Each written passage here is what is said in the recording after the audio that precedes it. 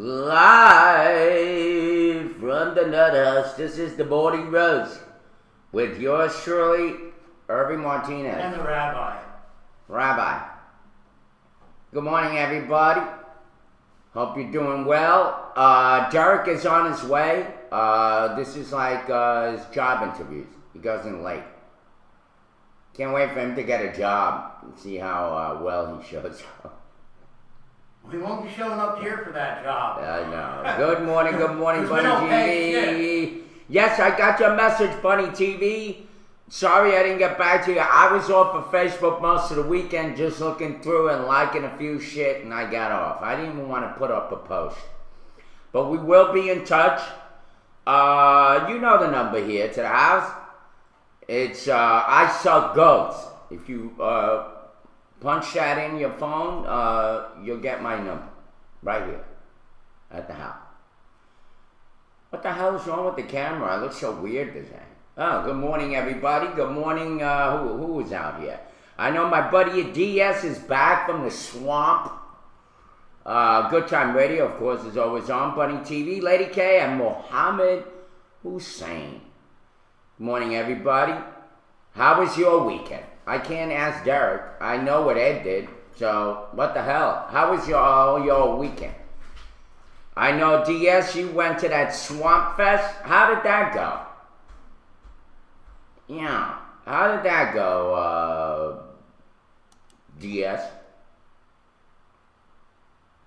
Yeah.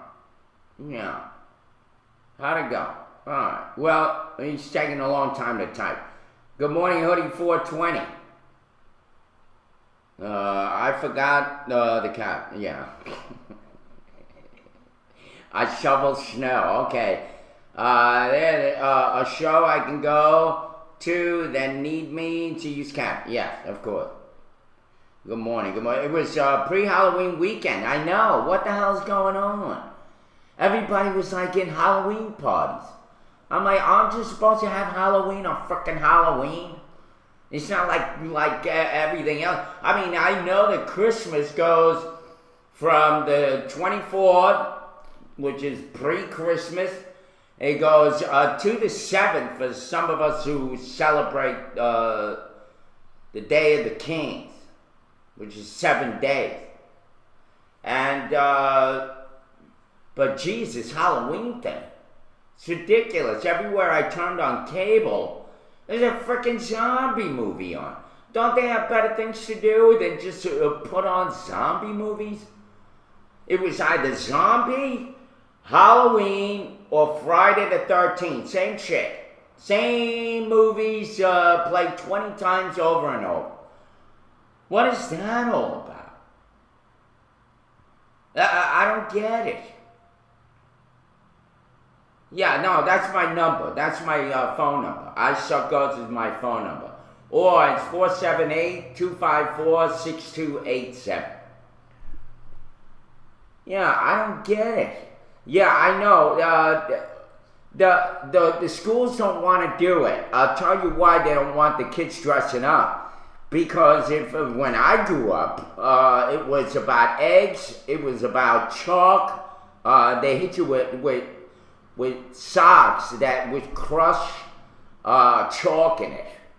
That shit used to hurt. They hit you with an egg.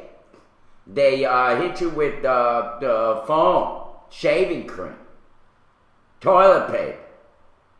Maybe that's why. Today's day, they'll hit you with a knife or a gun, or they'll whack you over the head with a bat or some other shit. So I don't blame them. Don't have the kids in costume. Not a good deal. Not a good deal. Because they're going to get shot. They're going to get beat up, or they're going to get stabbed to death. So don't do it. I would just say. Yeah. And, after all, these kids are so retarded today, they probably think Halloween is the day to kill. It's a good day to kill. Anything. I'm going to kill my cat today. It's Halloween. I'm going to kill my neighbor's kid. It's pre-Halloween. For some of these kids, when they do it on that day, they say, shit, I'm a week late. I should have started last week when everybody else did. I would have gotten more people. Yeah. So, yeah, take your cats inside. Make sure your dogs aren't outside. They'll poison your dog. Or hit him with a BB gun. Who the hell knows? To me, you know what I'm doing Halloween? I'm staying right the hell in my frickin' house. I'm not going out there. It's like going to hell. Literally walking through the gates of hell to go out on Halloween. Because these people, these gun lovers that love their guns and they masturbate with their guns and shove it up their ass just to feel that I have a gun, those people are going to be out there. Now, I don't want to be around people with guns. Forget about the poison candy and the razor blades and the apples. Screw that. That's nothing compared to what's happening today with guns and knives. Do you know how many kids killed this weekend? There were 2. There were 2 that killed by mistake, and they were like 5 years old. Then there was one that also killed his teacher. What the hell's going on? You know what's going on? Everybody's so gun happy. Everybody's ready to twerk with their gun. Everybody's ready to give a gun a blowjob. Literally. I mean, suck on the big pipe that bullet comes out. Everybody's so into that they're forgetting it's not just about having a gun. You gotta have responsible ownership. How the hell do you stick a gun under a couch with a 5-year-old in your house? How do you allow your guns to be without under lock and key? Now here's a lame excuse. Oh, it's gotta be available. Well then put the frickin' box by the door then, or put it by a window, or do something. But don't just leave it under the couch, or under your bed. You know? I don't get it. You're talking about guns? You're talking about guns, right? I'm talking about both. Kids getting their hands on guns when their gun owners are so irresponsible. That's the problem. I wish that there would be people that can buy guns, and I know there are, that are responsible. Good morning, Derek. Good morning. We're going off on guns and Halloween. And Halloween. Yeah, Halloween. Halloween. Yeah. Yeah, I mean, look. This other kid was just killed by the New York City Police Department because they thought he had a real gun. If you took a look at his gun, it looks like a freaking real gun. Mm-hmm. I mean, no wonder. I would have shot him too if I liked to use guns. But in protection, I guess maybe I see the point about, oh, I got to protect myself. But then again, I'm not a cop who's allowed to have a gun, and who's supposedly trained to have a gun. Oh, they're trained on that. There's something going on down the road. About 10 cop cars flew by. I know. Yeah, they're busy. Yeah, you guns. You can't even buy or legally hold an air rifle in the UK without a license these days. There you go. Wow. Idle hands. I wish I was in England. But then again, at the same time, you have to worry about, even though they don't carry guns, you still have to worry about other people doing other stuff to get you without, using a gun. I mean, you got people trying to stab folks, and then they don't have a lot of guns. Wasn't the Boston Strangler? No, not the Boston Strangler. The other guy. Jack the Ripper. Wasn't he from there? Yeah. But at the same time, Gabriel Irving, since I was 5 years old, lived in a military assault rifle. What? When can a 5-year-old lift a military assault rifle? Well, no. First of all, it wasn't an assault rifle that the kid shot his parent or whatever. It was a regular handgun. The military assault rifle was a young man who was carrying it, and the police said stop or some bullshit. The kid went to turn around and they shot him 10 times. Because he had his back toward them. Because he had his back towards them. That's what happened. But the point is, they're making these guns for little kids look so real. That's why I was furious. The mayor knew about this, and I told Al Tillman, only to find out that Al was the one that went and bought the rifle as a gift. But we go to a bully rally in City Hall. Think about this, folks. How retarded is it? Okay? We go to a bully rally. Okay? Bully rally. You know what that is? What's a bully rally? Well, basically, a rally is for people who try to stop bullying in schools. And really even internet bullying. Well, they didn't really mention that. It was more school. But somebody mentioned it in Verbache. Well, we go to this bullying rally, and the place is packed with kids and teachers and the police and all sorts of politicians. They're all sitting there, and all of a sudden at the end, the mayor gets up and he starts giving gifts to these kids. And in one he gave them football, and in another one he gave them a gun, a rifle, and I'm sitting there going, what the hell? Is that all we are all about? Football that makes you retarded and look worse than Muhammad Ali, and guns where 5-year-olds are now shooting themselves with freaking guns because their parents are so irresponsible that they don't even know how to keep them in a safe place. And the bullshit excuse that we get is, oh, I gotta have it readily available.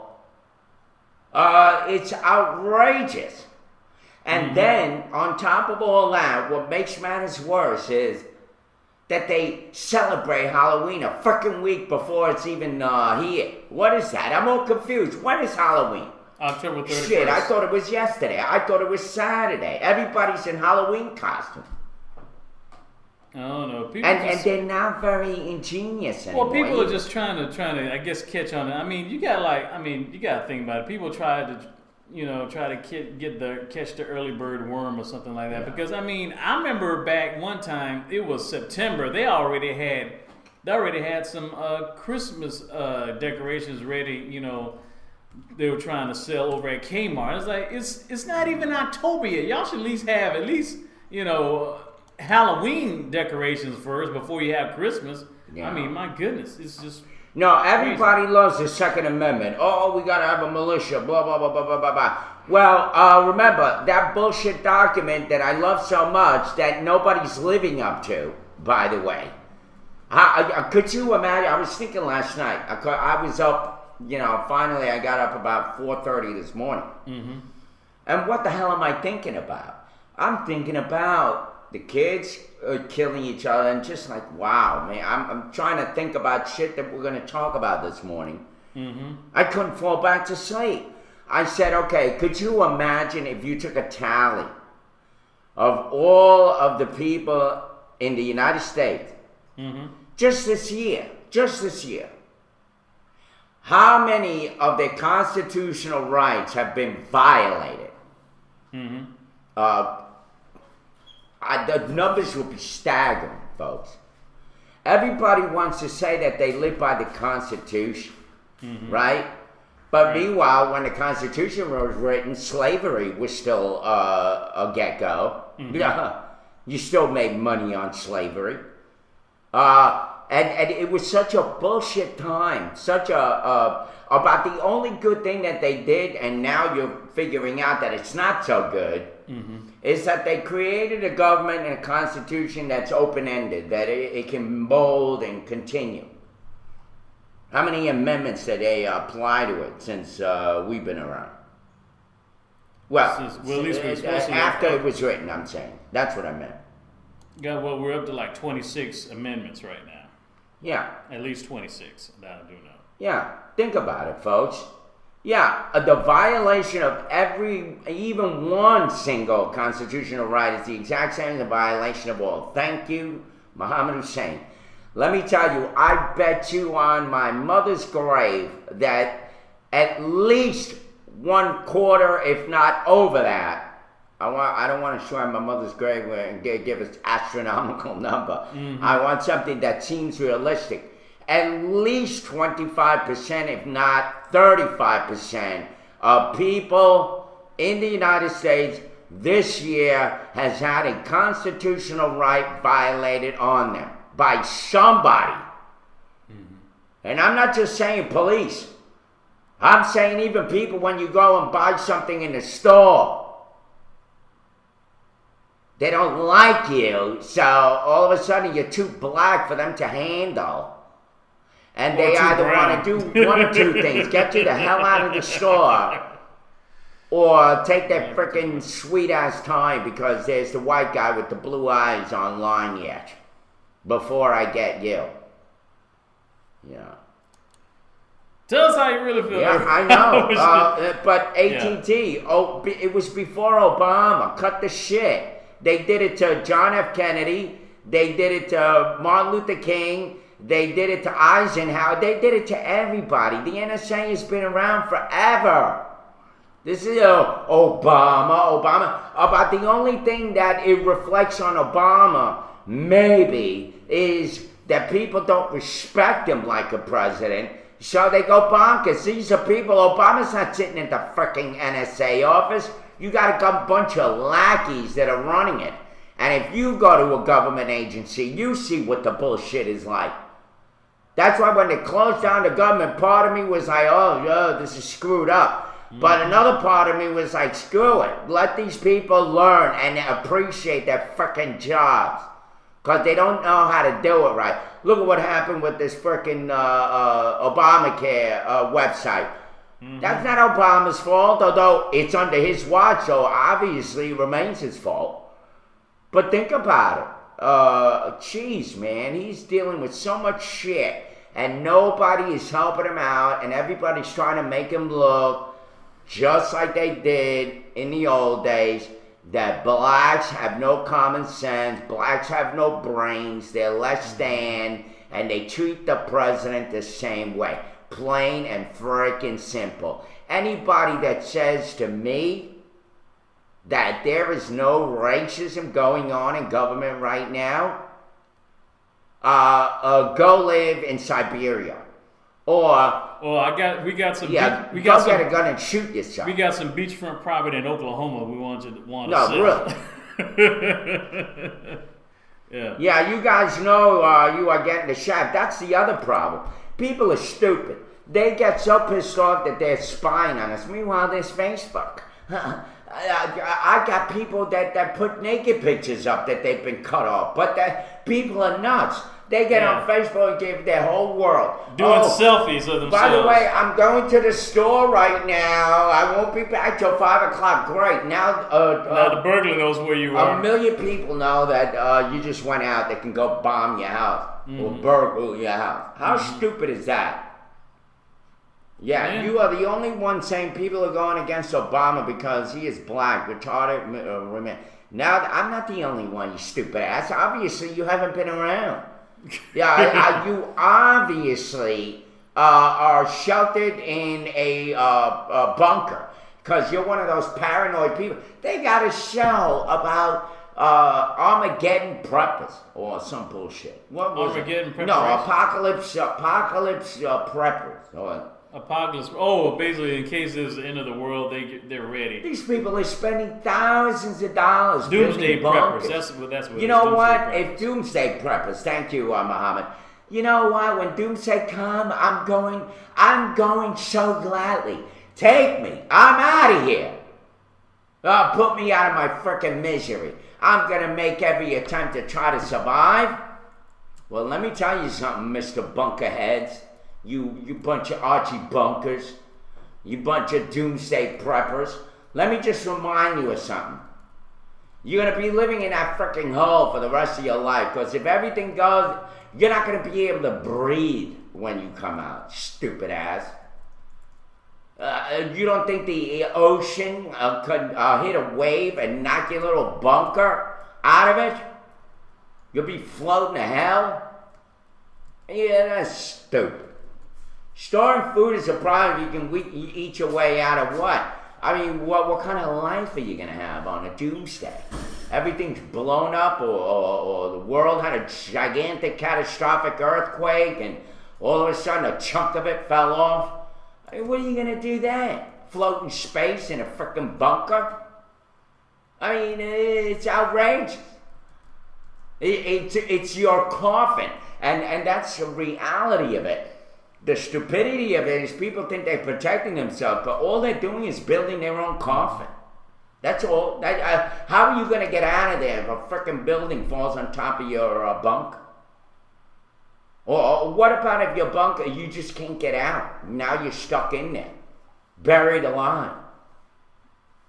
Hopefully Next they thing have enough air. you better be alone, because anybody that's sitting next to you, you may just get hungry and want to eat them.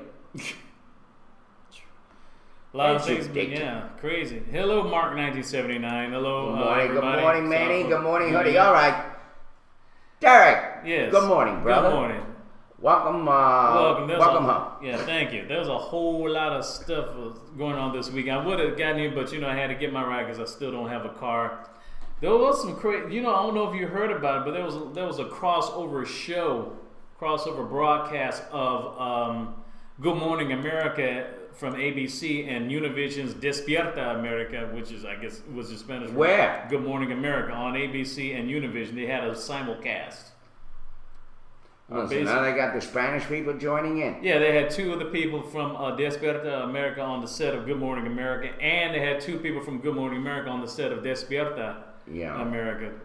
Very beautiful news co-host. Before we go to some other place, Lamar County, I don't even know where. Let's stay local. Then we go to. Yeah, this is local. This past Saturday, this was an anniversary. Like 16 years ago, this past Saturday, residents in Lamar County were cleaning up after a tornado touched down in that area. Damage was limited to a few downed trees and some minor structural damage. And Twister, it was on the ground for about 8 miles, but it was a really small tornado compared to most. Winds were estimated. We had a bigger tornado in Atlanta that whipped out a lot of the windows. Yeah, I don't even think they still put them up yet. By the way, I'm surprised. So winds, they said it was supposed to range to have been 40 to 70 mile per hour winds from this particular tornado 16 years ago. Who would have thought? But of course, this past last week, later in the week, we had a frost warning from between Thursday and Saturday morning, 2 p.m. But luckily, this past weekend, it didn't stop, the people from coming into the run or die race that they had in Macon Regional Airport this past Saturday. It was considered. What is that? Explain to people. It's a 5K. It's a 5K run, the run or die race, where basically runners began fresh. And by the way, die. Why do they spell die? D-Y-E. Because they were dying. Color dye. Oh. See, runners began fresh in the starting line, but ended up with more than just sweat. You really need to explain this for us. It sounds like a retarded race. They had 5 tons of color dye powder showered over them during the race, like while they were running, while they were sweating. Some put powder colored dye and stuff, and then the proceeds were raised Saturday to benefit the Big Brothers and Big Sister organization, and that's why they had the color dye. Packages were given out to people who threw them up in the air after a countdown creating a colorful rainbow. The race ended with a big dance party, and organizers say they're going to bring the race back to Macon again next year. Good. Yes. So a lot of that sounds like a drunk run, like a bunch of drunk people just throwing dye on them.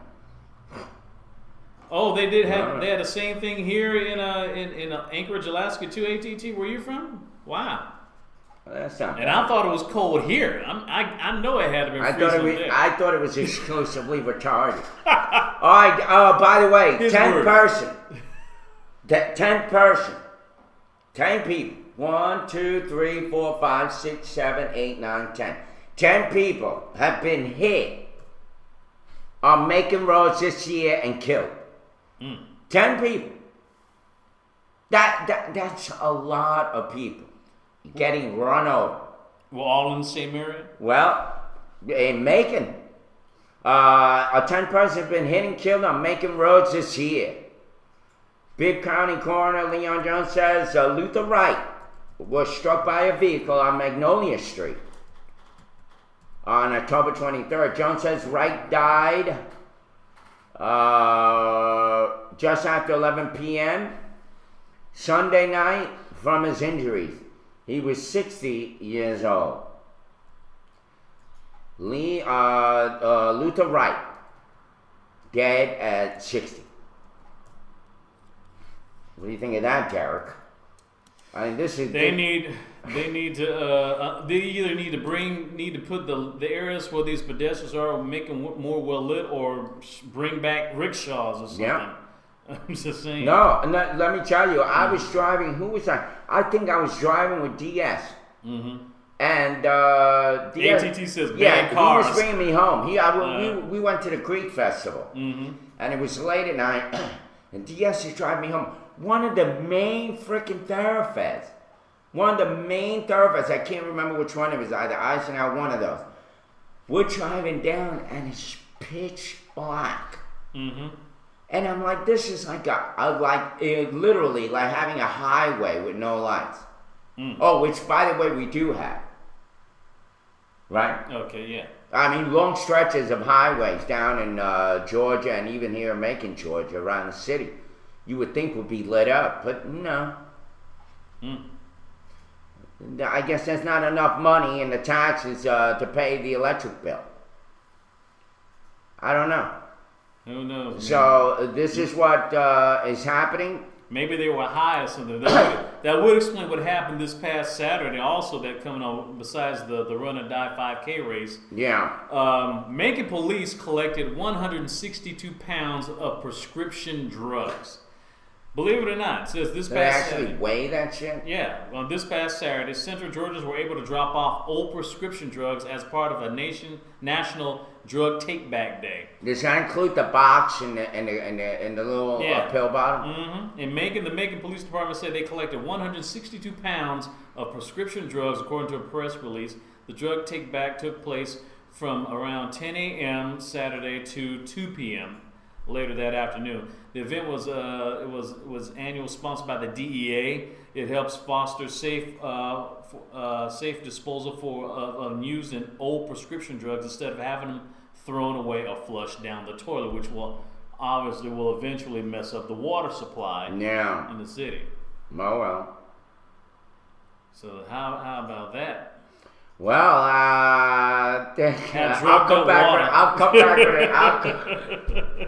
I'll come back with a good one. How's that? The 6th annual Spirits of October wrapped up. Macon on Sunday. This is really interesting, folks. What it is, it's at Riverside Cemetery. Yeah, Riverside right? Cemetery. And they actually pick and choose people's graves that are buried there. And they bring them back to life. They find out all the history of these people, what they were. You know, they're kind of famous, obviously. Yeah. They're not gonna do like Homeless Joe, you know, no. when he gets buried.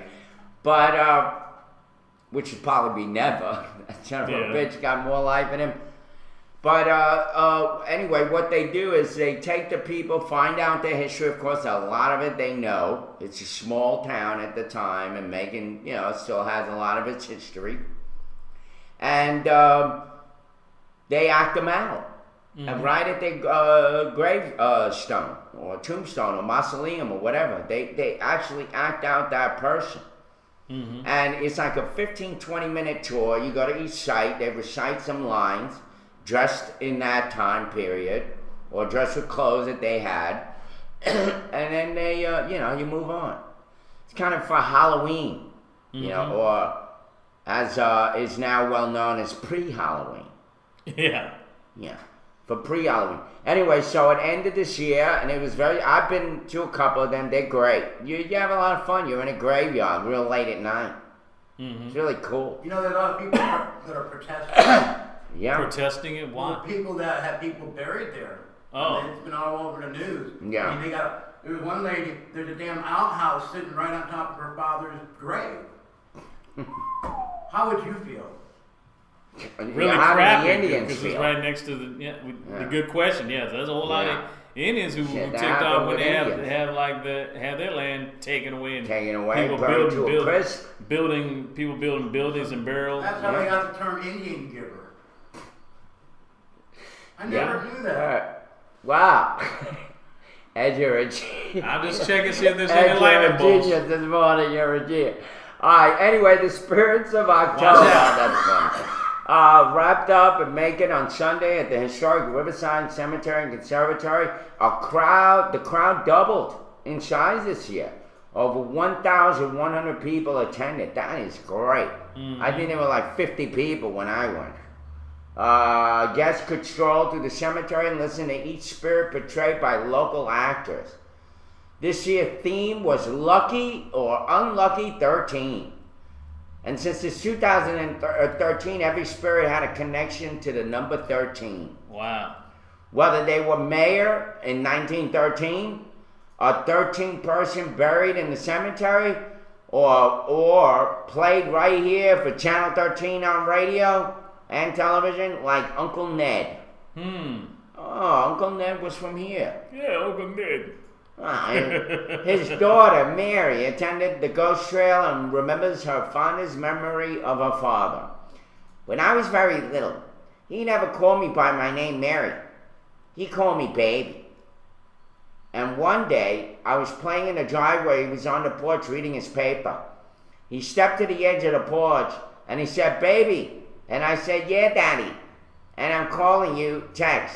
And that's what he did. He called me text for the rest of my life. Says Mary Stripling. Uncle Ned and his bluegrass band, the Haylofters,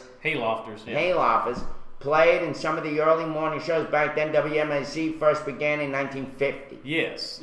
All right, so that's a big claim to fame that a father will call a baby and then he said, I'm going to call you text. Well, her dad was Uncle Ned and his bluegrass band, the Haylofters. They were one of the first people that actually were broadcast on WMAZ TV back when they first started in 1953, which, by the way, they celebrated their 60th anniversary last month. I wonder why he called it text. But I'm going to guess, okay?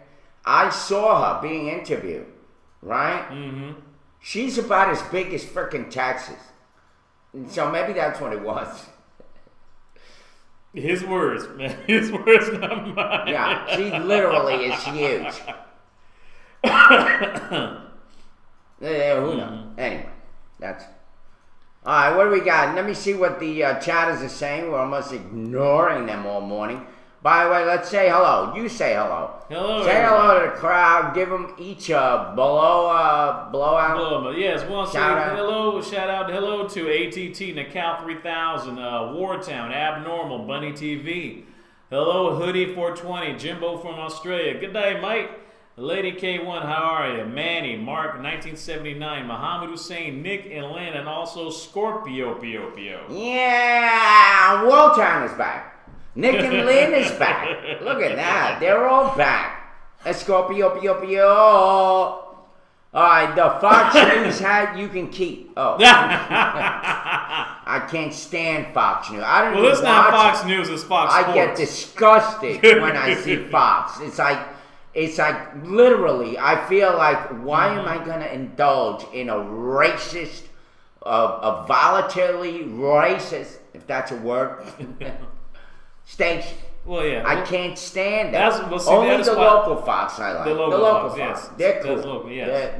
The local I just want to say, look, this is not Fox News, it's Fox Sports. It's a totally different channel. Just want to let you know, just for the record. We deal with Fox because at least on sports, there's a level playing ground, unless you start using anabolic steroids, and that's a whole other story right there. But yeah, they by the way, ATT being the #1 cable news channel in the United States is no big freaking deal. Right now, Duck Dynasty has got more freaking viewers than them. That goes to show you how illiterate and how stupid Americans have become. So it doesn't mean squat. Majority is not always the best, barometer of the truth. Sometimes only one guy, if you all know what I mean. Everybody in the world was wrong, but there was one guy, and his initials are JC. Only he was right. Everybody else in the world was wrong. Period. So majority doesn't always rule.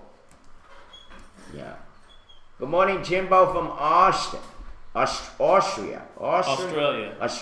Jimbo from Australia. Yeah.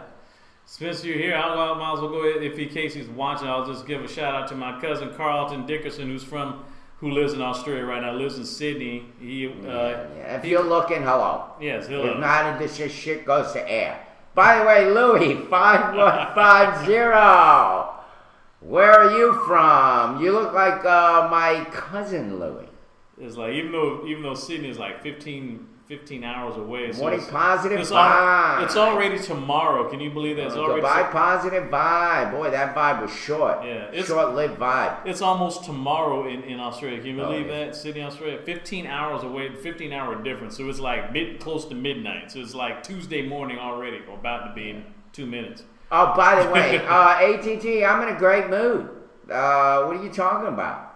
I have no clue what vibe you're getting from me other than who I am. You've been watching this show from quite a while. You know. There's nothing new here. There's nothing new about my personality today. There's nothing new about my anger or my expression of anger.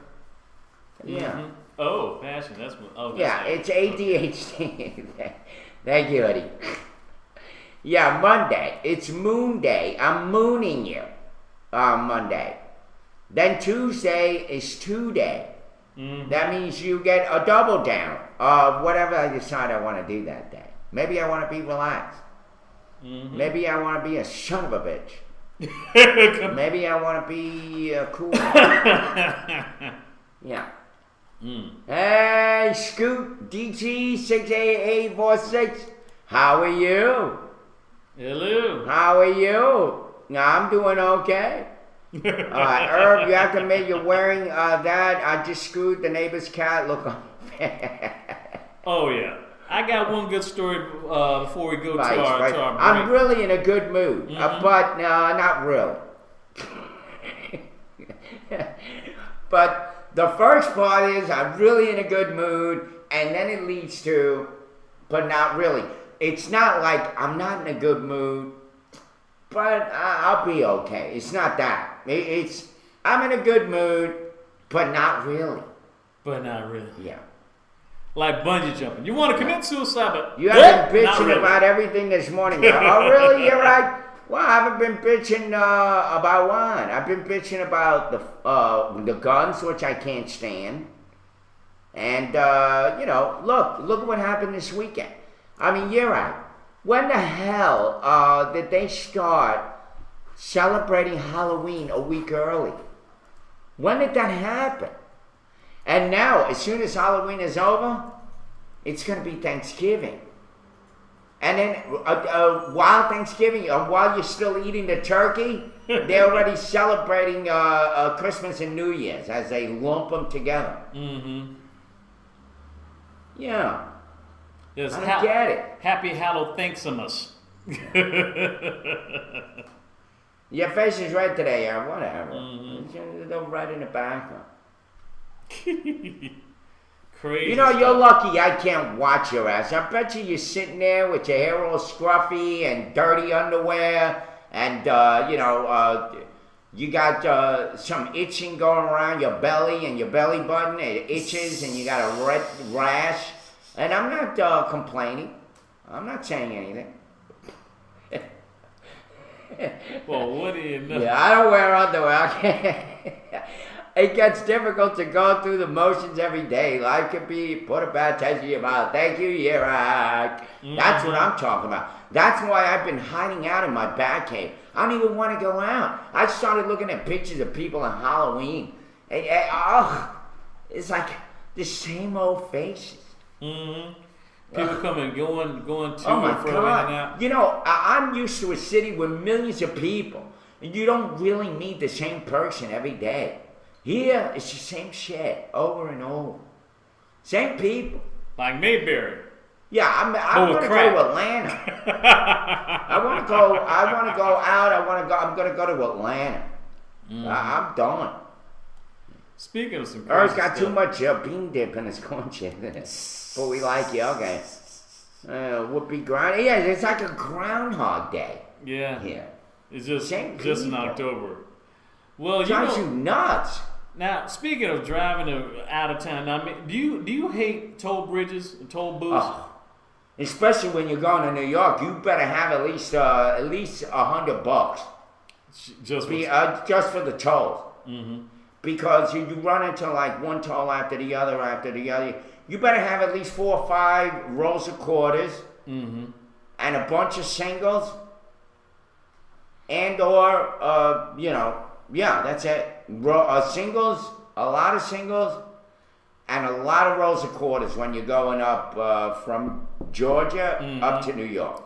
I was just thinking because there's a toll booth somewhere in Atlanta. Yeah. And it says on Georgia Highway 400, and it says that traffic spike is expected on Georgia 400 is going to go up, skyrocket once the tolls are gone. This is in Atlanta. So state officials are expecting an increase in traffic on Georgia Highway 400, once workers finish demolishing a toll plaza on the busy road in Metro Atlanta. The Georgia DOP, the Department of Transportation, says getting rid of the fees could add 11,000 vehicles on the road per day. The road links Atlanta with its northern suburbs, but some drivers avoid it because of the 50-cent toll and traffic backup. So 50 cents going to that toll booth all day. Right, but they knocked it down, right? No more tolls? Yeah, they're getting ready to knock it down. Wow. Crews are starting work to demolish the toll plaza. They started this weekend, I should say. In all, the 4-phase project is expected to take about a year as workers also remove signs and restripe the highway. Governor's office announced an end to the toll last year. The charge is expected to end sometime in November, next month. No more tolls. That was stupid. That's like having a toll in the middle of a city.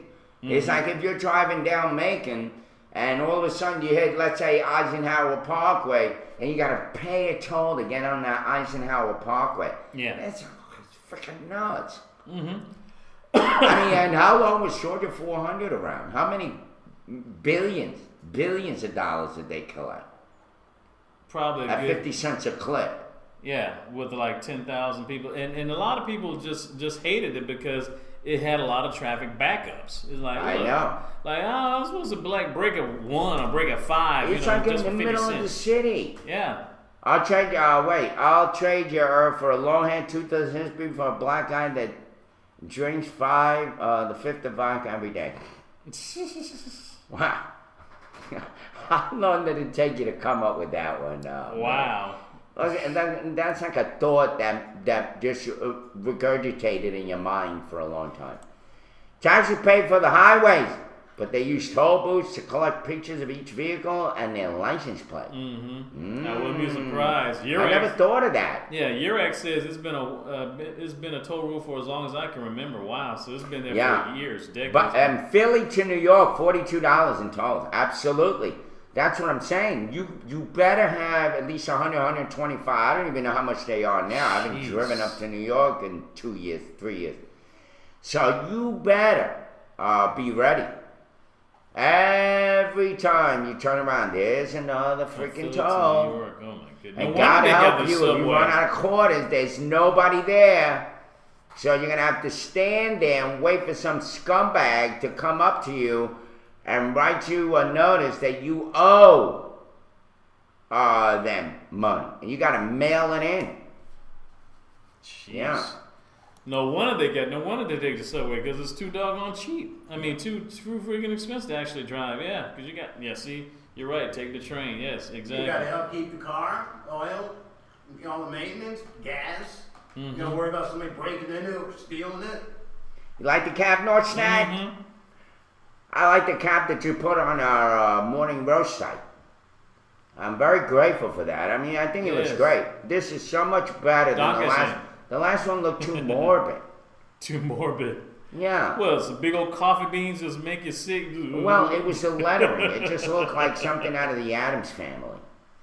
Yeah, this looks more normal. See, I didn't even know that. Where like once you get to New York, there's nowhere to park, and then you have to pay through the nose to park. Jeez. Oh, that's another thing. God help you.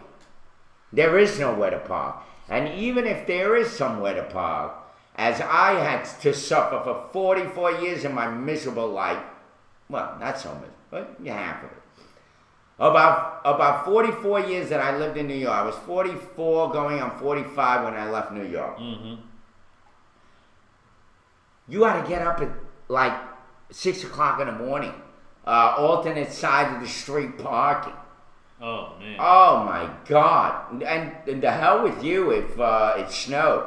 They may they say alternate side of the street parking is suspended. Mm-hmm. They may do that. But you better keep your eye out there because you still have some scumbag cops or what they call meter maids. Oh yeah. Going around saying screw it. Even though it's lifting, I'm still gonna give them a ticket. Because I'm not going to be driving around not doing anything. I'm in the mood to write a ticket. That guy has an ugly car. I'm going to write him a ticket. Yeah. That guy didn't get up at 3 o'clock in the morning like I had to be on his miserable job. I'm going to write him a ticket. I'm serious. People are wicked that way. Evil. Especially those meter maids. Okay. They don't care. Hey, once they start writing a ticket, oh, I'm sorry. Oh, I started writing too late. Mm-hmm. Yeah. Anyway, what else is in the news? Well, some other stuff going on, at least in Atlanta. There's a report of a criminal probe going into churchgoers' claims in Atlanta. It says a federal prosecutor says a criminal investigation has been launched into claims a businessman swindled churchgoers in Georgia and North Carolina out of millions of dollars. The Atlanta Journal-Constitution reports First Assistant U.S. Attorney John A. Horn says prosecutors are actively pursuing, quote-unquote, an investigation on Ephraim Taylor. He declined further comment, pleading the fifth. The Securities and Exchange Commission last year accused Taylor of running a Ponzi scheme by luring worshipers at mostly black churches to invest with this company, only to divert the money to fund a lavish lifestyle. He has also been sued by former investors in civil court. The newspaper reports Taylor could not be reached for comment in the state last year because Taylor compared himself to other business leaders who were, quote-unquote, crucified during the economic turndown. If you want to talk, this is from Cody Rose from WMAZ, the American, the CBS affiliate, Macon CBS affiliate of Macon, Georgia. Wow. Crazy stuff. So, got Ponzi schemes. They still doing that. Yeah, people, look what's happening. There was one where there was a report on CNN where millions of dollars are going to like military families, and instead they're using it for their own gain.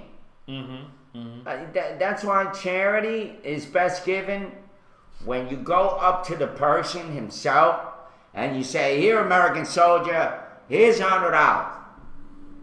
Don't give it to no organization that really, first of all, they remind me so much of these people that they don't have cancer, but yet they're like the biggest advocates for cancer. How much do you think the head of the United Way makes?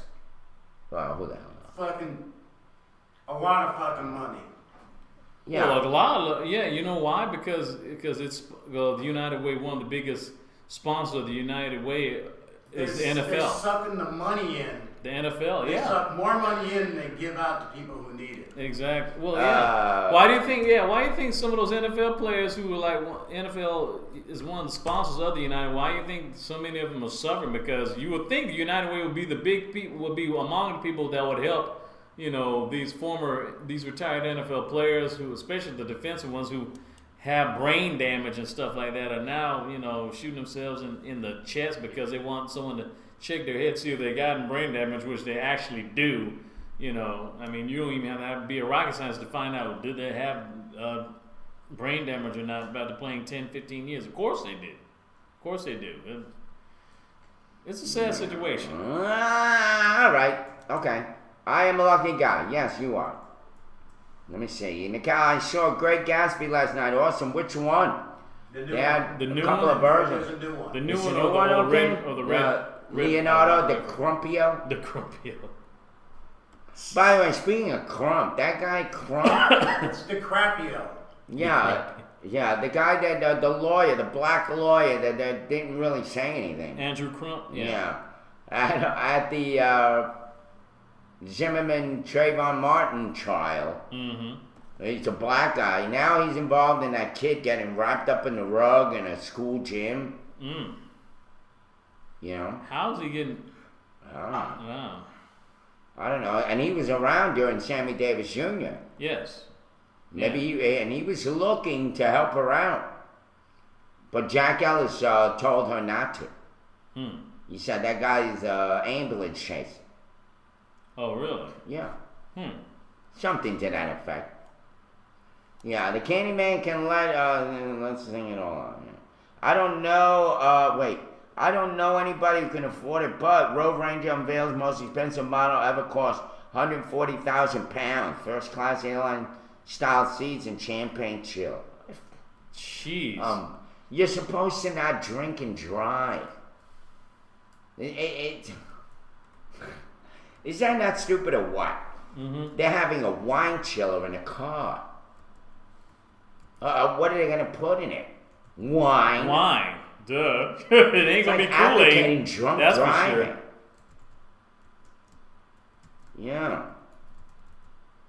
Yeah, Trayvon Martin is a no-win situation. Well, yeah, no-win in your Well, head. yeah, 100. Yeah, that's funny. I was just trying to figure out how much does 140,000 pounds Range Rover cost. 140,000 pounds in American money. So it's roughly $226,870 American dollars. So basically, 140,000 British, 140,000 pounds equals $226,870. That's ridiculous. Oh no! If You could buy a small plane with that. yeah, I mean you go. Yeah, I mean if you're paying that much money for a car, it better have wings. It better have. It better have wings. Yeah. Yeah. Well, good. Michelle is on. Good morning, Michelle. Mm-hmm. All right. Well, let me see. By the way, did you hear? We're gonna go to a little bit of entertainment news. Okay. Although this isn't too entertaining. Of course, you all know that Lou Reed died. We're going to look for that story. Why don't you look for that one? Okay. I'm going to read you the Fleetwood Mac co-founder John McVie has been diagnosed with cancer, forcing the group to cancel upcoming shows on its world tour.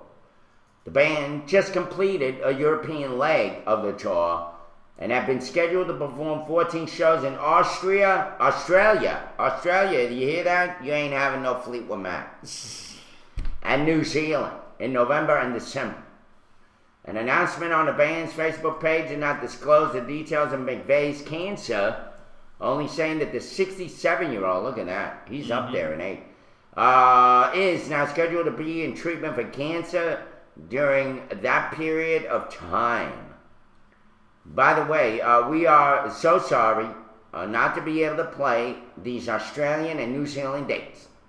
The announcement said, we hope our Australian and New Zealand fans, as well as Fleetwood Mac fans everywhere, would join us in wishing John and his family all the best.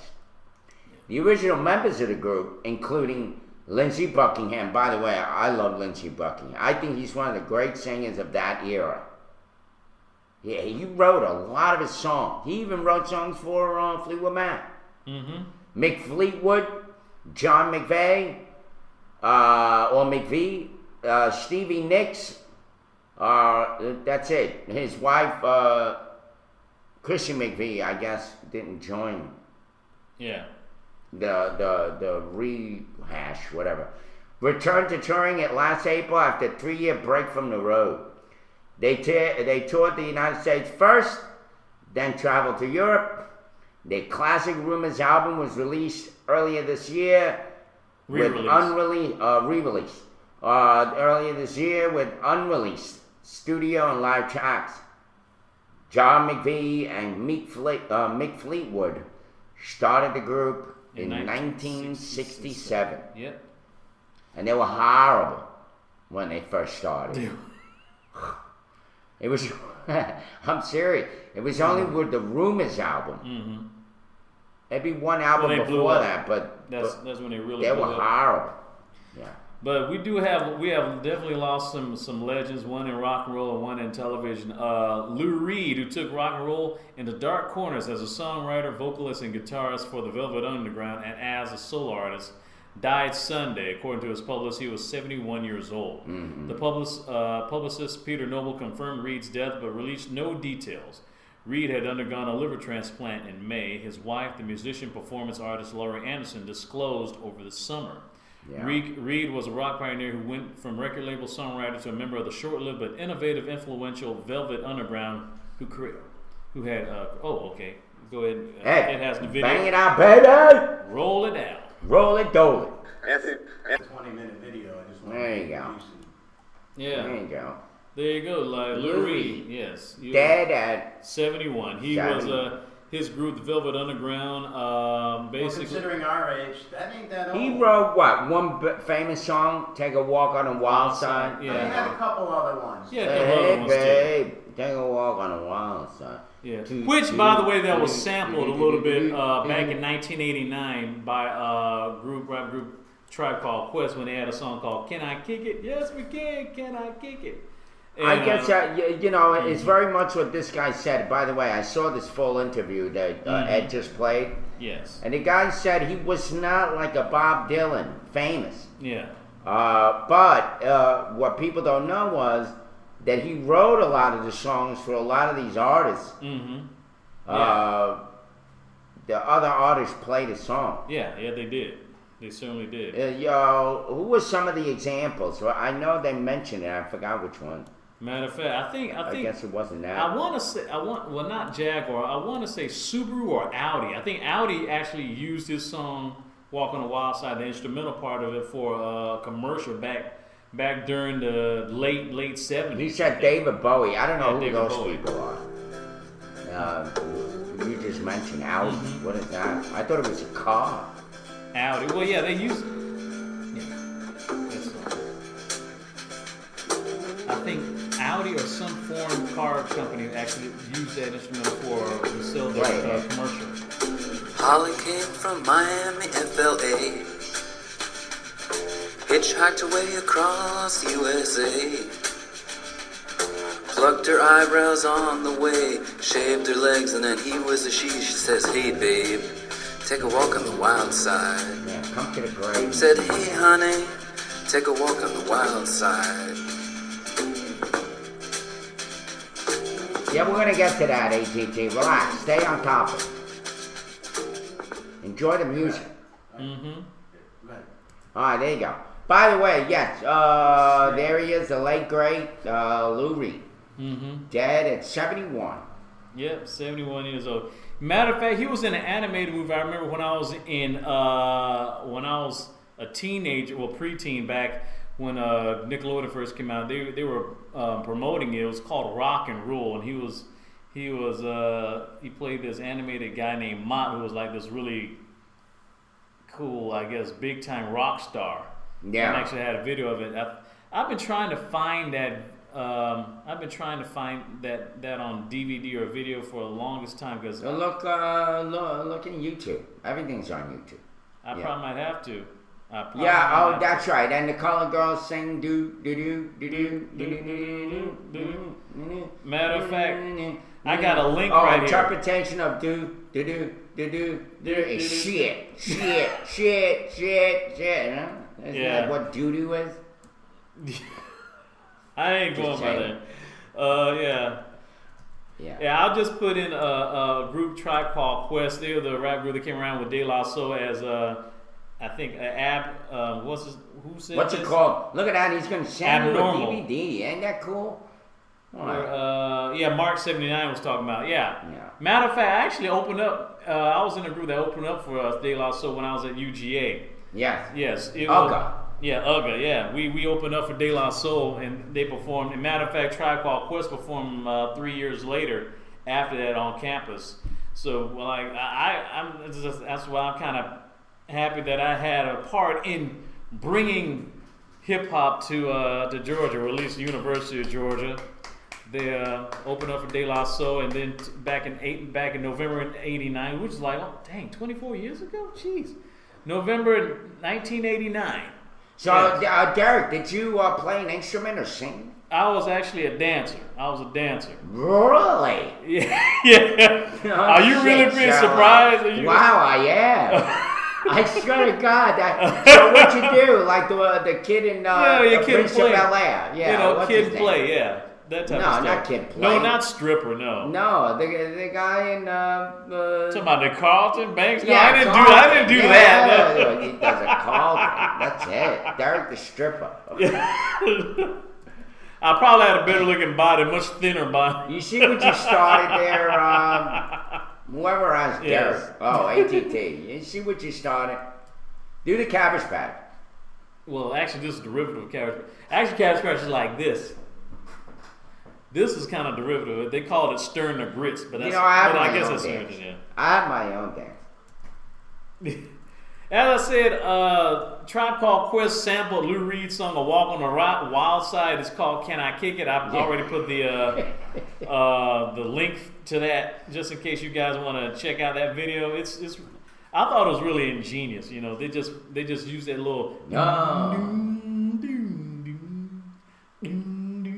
Boy, that's freaking ingenious. I'd hate to see what you think of. Well, it was Brilliant. back in 1989. It was genius because who would have thought who would mix Lou Reed in a rap song back in the late 80s. I cannot point a finger at a dancer. I'm a typical white man. I can't even dance to save my life. Believe me, if your life depended on it, you dance like a twerker. Yeah. Yeah, it's getting close. Yeah, you're right. Oh, yeah. Shit, that is true. Yeah, I won't be doing a Dirty Bird dancing week. No, I won't because we know. I know the Falcons. Well, I'll get into that in the next segment. We're talking about sports. They suck. No, Lewinsky sucked. Yeah. But we're having so they're much getting fun pretty this close. morning. I'm having fun this morning. You see, I'm not in a bad mood. Last night, my fucking Facebook was tearing. Everybody was fucking crying. Wow. So they're never gonna watch another game again. I'm done with the Falcons. Yeah, no twerking is Well, allowed. of course they're sucking their best. I mean, their best receivers, Julio Jones and Roddy White, are out. Of course, unless they're gonna get the guys on warming the bench to practice. I mean, of course they're gonna suck. By the way, I saw something that a lot of people aren't realizing. You know that tongue crap that Miley twerker? Yeah, Miley Cyrus. Yeah, the Cyrus? tongue thing. Yeah. Yeah, cyanide. She's like cyanide, poison you. So what about? By the way, do you know that I didn't know that Lady Gaga was doing it before her. Yeah, I actually saw something on Oprah. But nothing was as good as that video I played the other day. No. That'd be so. I gotta do a repeat of that. But anyway, she actually we're gonna go to break. But before we go to break, I just want to remind you, it was not Miley Cyrus who came up with that tongue thing. I saw video from when Lady Gaga first came out. According to Oprah, it was on her show. Yeah. On Network. Yes. Anyway, yeah, Gene Simmons from Kiss, actually. And exactly. Yeah. So this whole thing with she's the inventor of the tongue hanging out. Once again, it's just copied by somebody else. And by the way, she's copying Madonna. She's copying that Cher. Forget about it. Yeah, Madonna copied Cher. Yeah. Well, I know it's getting close to 9:30. We're going. And they all copy Liberace. Yeah. I guess to an extent. Yeah. Well, it's 57 degrees outside of Macon, Georgia. It's very cloudy, and we may have some afternoon showers today with a high of 77 and a low of 52 degrees. You're watching The Morning Roast live from the Nut House with Irv, Ed, and DB. Stick around. Don't touch that remote or computer mouse. That's right. That's right, you sluts. Don't touch anything. Yeah. Oh, I'm sorry. Oh, yeah, we'll be right back with another person who's died. A person from The Simpsons has passed away. Yeah, we'll be back. Promise. I guess. Got nothing else to do. I hope you enjoyed that That's comedy outrageous. segment. Yes, indeed. So where does the smell go? It's got to go somewhere. It filters it. Kind of like a gas mask. Like a coffee filter, Gas a cigarette mask. filter. Call it the ass mask. Yes. Ass mask. Ugh. Not gas. It actually gives me the mask. chills, the disgustness of it. Actually, well, yeah. I don't exactly say chills, but Rancid. I don't know. Farts never been considered cold. But I'm just saying. I don't give a shit. No underwear in the world is ever gonna get rid of the fact that when you take a fart, if there's shit in your bowel, that's when the smell comes out. Yes. It has to pass through the shit. But if you're on an empty stomach and you have no shit in your bowel, it's one of those farts that don't smell. So in other words, basically, if you've got crap in your bowel, your butt is gonna howl. Yeah. Bam. You have it right here on the morning run. You can write that. I'll put that on a put it t-shirt. on t-shirt. Yeah. On a t-shirt, yes. Don't take my stuff. Yeah. Yeah. If I was in America, I would buy the largest hand cannon I could carry. Yeah, to shoot everybody with. Oh, Lord. All right, let me see. All right, so we that was interesting, though. I mean, underwear that filters out your smell. Yeah, strange. As I've said, guys barely take a bath now and shower. Unless you're metrosexual, of course. oh yes. But you know, the frat boy guys, they you know what, what's her name? The one that was married to Brad Pitt said about him to get kind of back at him.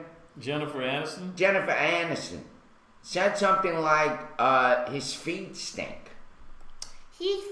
So that's why y'all. That's why. Yeah, you look at Brad Pitt, good looking guy, but he's got smelly feet, according to Jennifer Aniston. Like women actually give a flip. I'm just saying. Just saying. Yeah. Oh my goodness. Oh my. You know what's really? Yeah, guys don't take showers like they used to. Yeah. You know what? Talking about broken marriages. Did you realize this past weekend? Billy Bob Thornton wanted to blame Halle Berry for him his marriage with Angelina Jolie breaking up. I mean, come on now. Now this takes the cake. I remember like 12 years ago, you know, I remember a lot of sisters got mad at Halle Berry for winning the Academy Award. Well, why you had to have sex in the movie with Billy Bob Thornton? You know, like, I mean, it's so controversial. First of all, it wasn't really that controversial. The only reason why it was controversial because she was having sex with an ugly dude, not because the guy was white, because he was ugly. Now if Halle Berry had sex with like George Clooney or Brad Pitt or Johnny Depp in Monsters Ball instead of Billy Bob, I mean, come on, they wouldn't even be considered Billy controversial. Bob's got like ugly teeth and everything. It's Yeah, horrible I mean, seriously, how can you? I mean, what woman looking. go? Dirty redneck. I mean, seriously, I mean, can you blame Angelina Jolie for divorce? I mean, come on, what woman you know? What sane woman you know is gonna brag about they had sex with Sling Billy Blade? Bob. Yeah. No, not only that, they exchanged You know? blood like blood brothers. Yeah, they carried vials of blood. It's like, Weird sheesh. shit. I mean, come on, it's just really ridiculous. And now, of course, she's like the goddess of UNICEF or Yeah, some shit. which Right? is kind of How did that happen? well, maybe How did she go from like a skanky broad to this world-renowned, holier than thou, where everybody falls prostrate before them because of her glorious ways of giving? yeah. What is that all? Well, she was her basically. father's a son of a bitch. Well, the thing is, she cleaned up her act, really. And basically, you really don't, why you don't see, she really don't, she doesn't do any sex scenes because she doesn't want Brad Pitt to do sex scenes. That's why you never see them have sex scenes with other people in certain movies.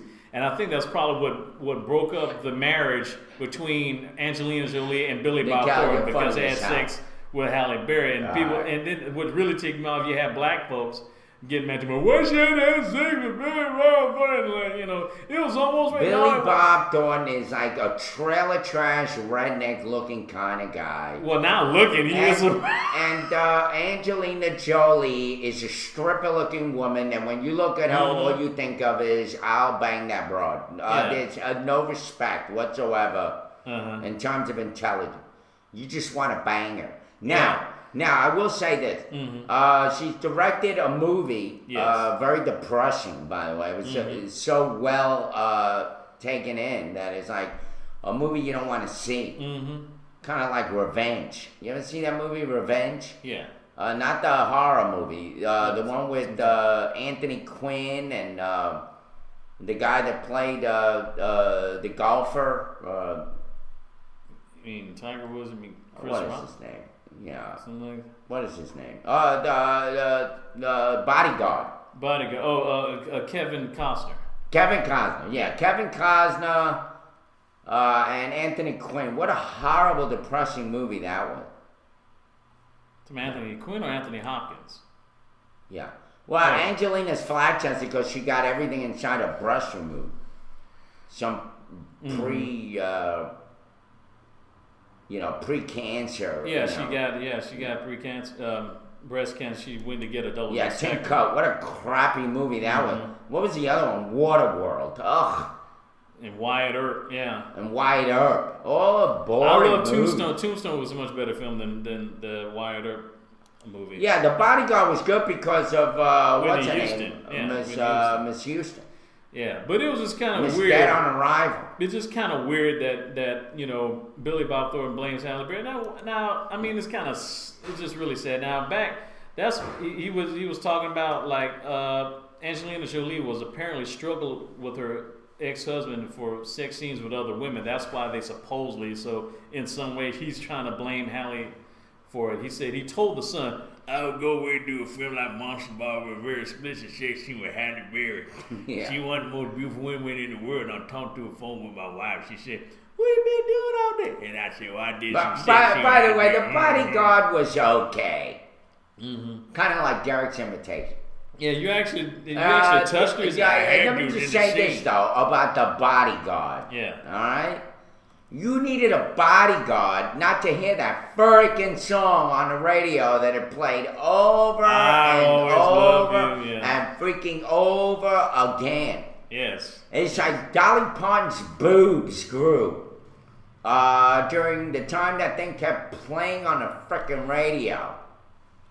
Yeah. She had pointy nipples from all the money that she made for a song that she didn't sing, except the original. Yeah. But the original never did as much as the one that Whitney did. Oh no, not Believe even me, close. that shit was Not played even on the close. radio. God, it was endless. I know. Thank you, ATT. I appreciate And it. I would always love you. But it's just kind of weird. It's just kind of weird though that Angelina. How annoying that is. Yeah, no. It's just kind of weird that Angelina Jolie was jealous or just got mad at Billy Bob having a sex scene with Halle Berry when people just Hey, Maddie. and people just trying to make it it's in the movie, and then people do, well, what's your damn sex? Which really makes it stupid now because people are going, because these same women who were pissed off at Halle winning an Oscar for Monsters Ball are now dancing in the streets because Kerry Washington's sleeping with a freaking president in Scandal. How much sense does that make? And Doesn't make sense. Hey, you and Mark Reeves Well, get together. you know. You and Mark Reeves do a duet. Oh, yeah. Earl. Oh, that's cold. How you doing, Earl? You heard about this mess right here recently about Billy Bob blaming Halle Berry for breaking up their marriage. You would want your character was part of it. No, too, she too. left it because you're an ugly freaking piece of turd. Yeah, With lousy teeth and horrible lips. yeah. I'm like Lips are saying, always chapped. look, and people. It's weird. And I knew women for years to mind. She shouldn't have had sex. Like, come on. What about Sharon Stone in Base Against Thee? It's no different than that. 9.5 weeks. She's not the first. She's not gonna be the last. Like Halle Berry was the only person ever been naked in a movie and had sex or something. Got an Oscar now. Well, Glenn Close was naked in freaking Fatal Attraction. Okay, she even had an oral sex scene in the movie where she and Michael Douglas was in the elevator. Yeah, I know. That's why she didn't win the freaking Oscar. People, look at Halle Berry. Look at Glenn Close. No contest. Okay. Like, sheesh. I mean, Glenn Close looks like, I don't know. She looks like those British portraits that you see with the old women with the big garb and Kind of like a Mona Lisa. But people just get mad at You want me? Something I mean, out of the if 18th anyone's, century. I mean, you've seen the movie. I mean, basically, she loses her husband and her son in the same week. Hallie's character. She meets Billy Bob, who loses his son in the same week. Yeah. I mean, come on. If you say you're a woman or man, whatever, you go to a bar, you just lost a spouse and a child. You meet somebody who also lost a child and maybe a spouse. Y'all both get drunk. Y'all both bereaved out of your mind. Then you go home, listen to some Marvin Gaye or some Barry White and drink some more. Guess what? You want somebody to make you feel good as soon as possible too. No, I had a cousin that was. I still do. She's still alive. Her and her husband. Actually, I introduced them in a bowling alley, believe it or not. Yeah. They got married, but before they were married, they used to fight like cats and dogs and then make up with Donna Summer and all these. Love you, baby. See? I was like, and all these like depressing, what I call hanging songs, like songs that really make you depressed. Yeah. I don't want to listen to this. Yeah, but like I said, you want to hear someone. This song right now. I'm in a pissed off mood. I gotta hear this song. But like I said, when you that depressed and then you got looking, you want someone to make you feel good as much as possible. Like Jamie Foxx said in a song too long ago. Blame it on the alcohol, not on the racism. I mean, that's what happened. No. I want you to make me feel good. I want you to make me feel good but that's a freaky normal behavior. Come on, really? What I'm talking about is people actually going out having fights so they can get that high back of that, oh baby, I'm sorry, and everybody Google Gaga bullshit. And then they fight again. Oh, I need that high. I need that adrenaline rush of being angry and then getting softened up. Mad sex. I want you to make me feel good. I want to make me What feel does good. that You want to be say? cuddled again, exactly. What the earth Make me feel say? so good. What did the earth say? Oh, baby, I didn't mean to call you a bitch. I drop it like a hot You are my bitch in my arm. Yeah, I drop it like a hot Hallie. I didn't need to call you fat head, but your head is real fat right now inside of me. I mean, literally. Exactly, wartime. Mad bereavement sex. Yeah. It's natural. Like, look, grown folks have sex. Grown folks have drunken sex. Oh, we're not talking about that, are we? Well, Monsters Ball we were talking about. But anyway, get it ready, man. Get the music. Yeah, Then we got a wing dang doodle. Oh no, we're not talking about this. Oh, we're not gonna talk. Okay, never mind. Why not? No, I'm not doing that. What is it? I'm not doing that. If Ed, if that was you, would you No, want that? No, that wasn't. Yeah. Okay, That's okay, private. never mind. Okay, never mind. But anyways, we'll give you the. Yeah. I have loudspeakers. Please warn me first. Yes. Who's called Charlie's French fried potatoes? Okay. But there's real man. What the hell is that? That's like your mugshot? What is that? That's him. Okay. Oh. Well, actually, He looks like one of the Duck Dynasty guys. You could be famous. actually, well, as I said earlier before we went to break, I said we had another person in Hollywood that passed away this weekend. This woman was everywhere. She was like She was on the Bob Newhart show. Yeah, everything. Actress Marsha Wallace, who was the voice of Bart Simpson's teacher, Mrs. Crabapple, and also known for her role as Carol Kester, the receptionist on the 70s TV show sitcom The Bob Newhart Show. The Bob Newhart. She was the one with the long face and the big hair. She Big had reddish like hair. a long, very long head. Mm-hmm. Kind of Beaky nose. beaky nose. Big red hair. And big red hair. Yeah, she passed away at the age of 70. Miss Wallace, who became famous as a sassy redheaded receptionist on the Bob Newhart Show, yes, and also voiced Bart's crabby teacher on The Simpsons, died Friday in Los Angeles. A representative from Wallace's agency confirmed the actress's death in an email to NBC News. She said, "Cheers to the hilarious, kind, fab Marsha Wallace, who has taken her leave of us," said Simpsons actress Yeardley Smith on Twitter, who's known as the voice of Lisa Simpson. "Heaven is now a much funnier place because of you, Marsha XX," quote unquote. Wallace had a world-weary voice, was the perfect delivery vehicle for Bart Simpson's chain-smoking, exasperated teacher, Mrs. Edna Crabapple.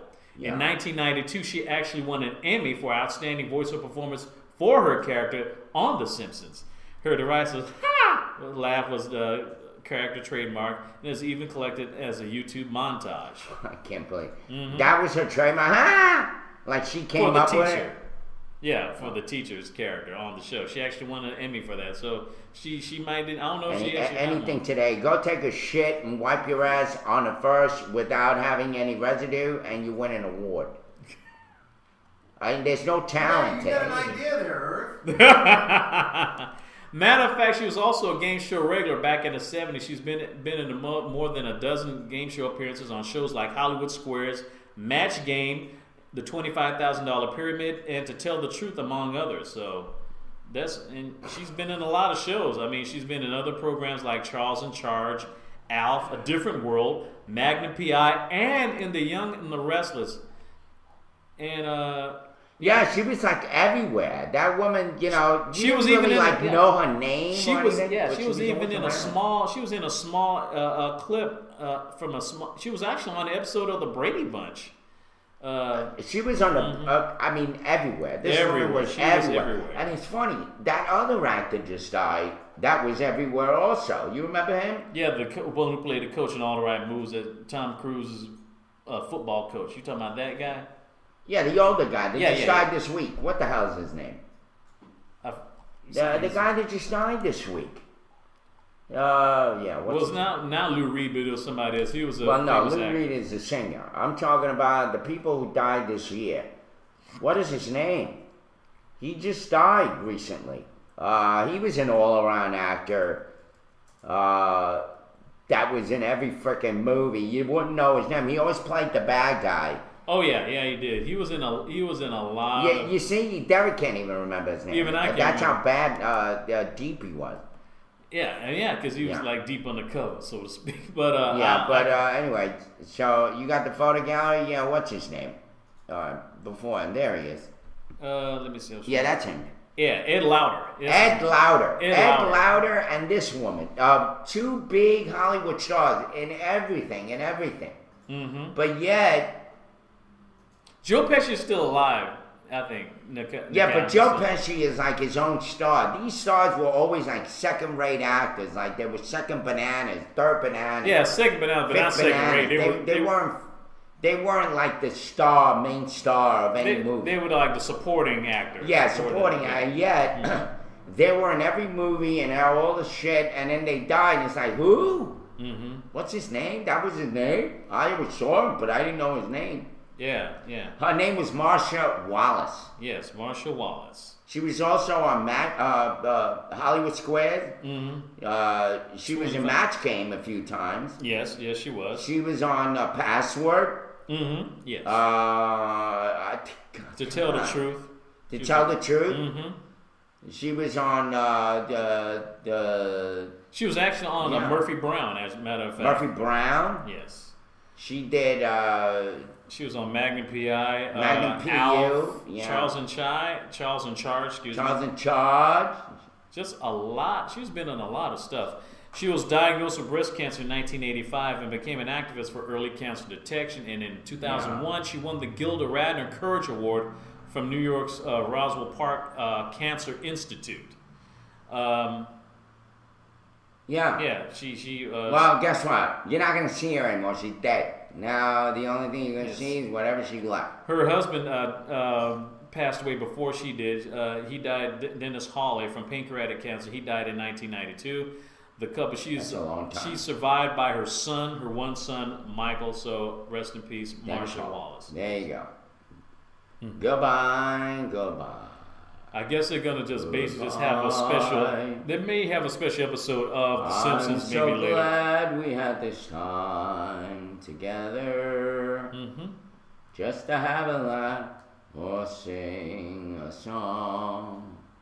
Seems we just get started, and before you know it, comes the time we have to say goodbye. So long. Goodbye. Yes. Goodbye.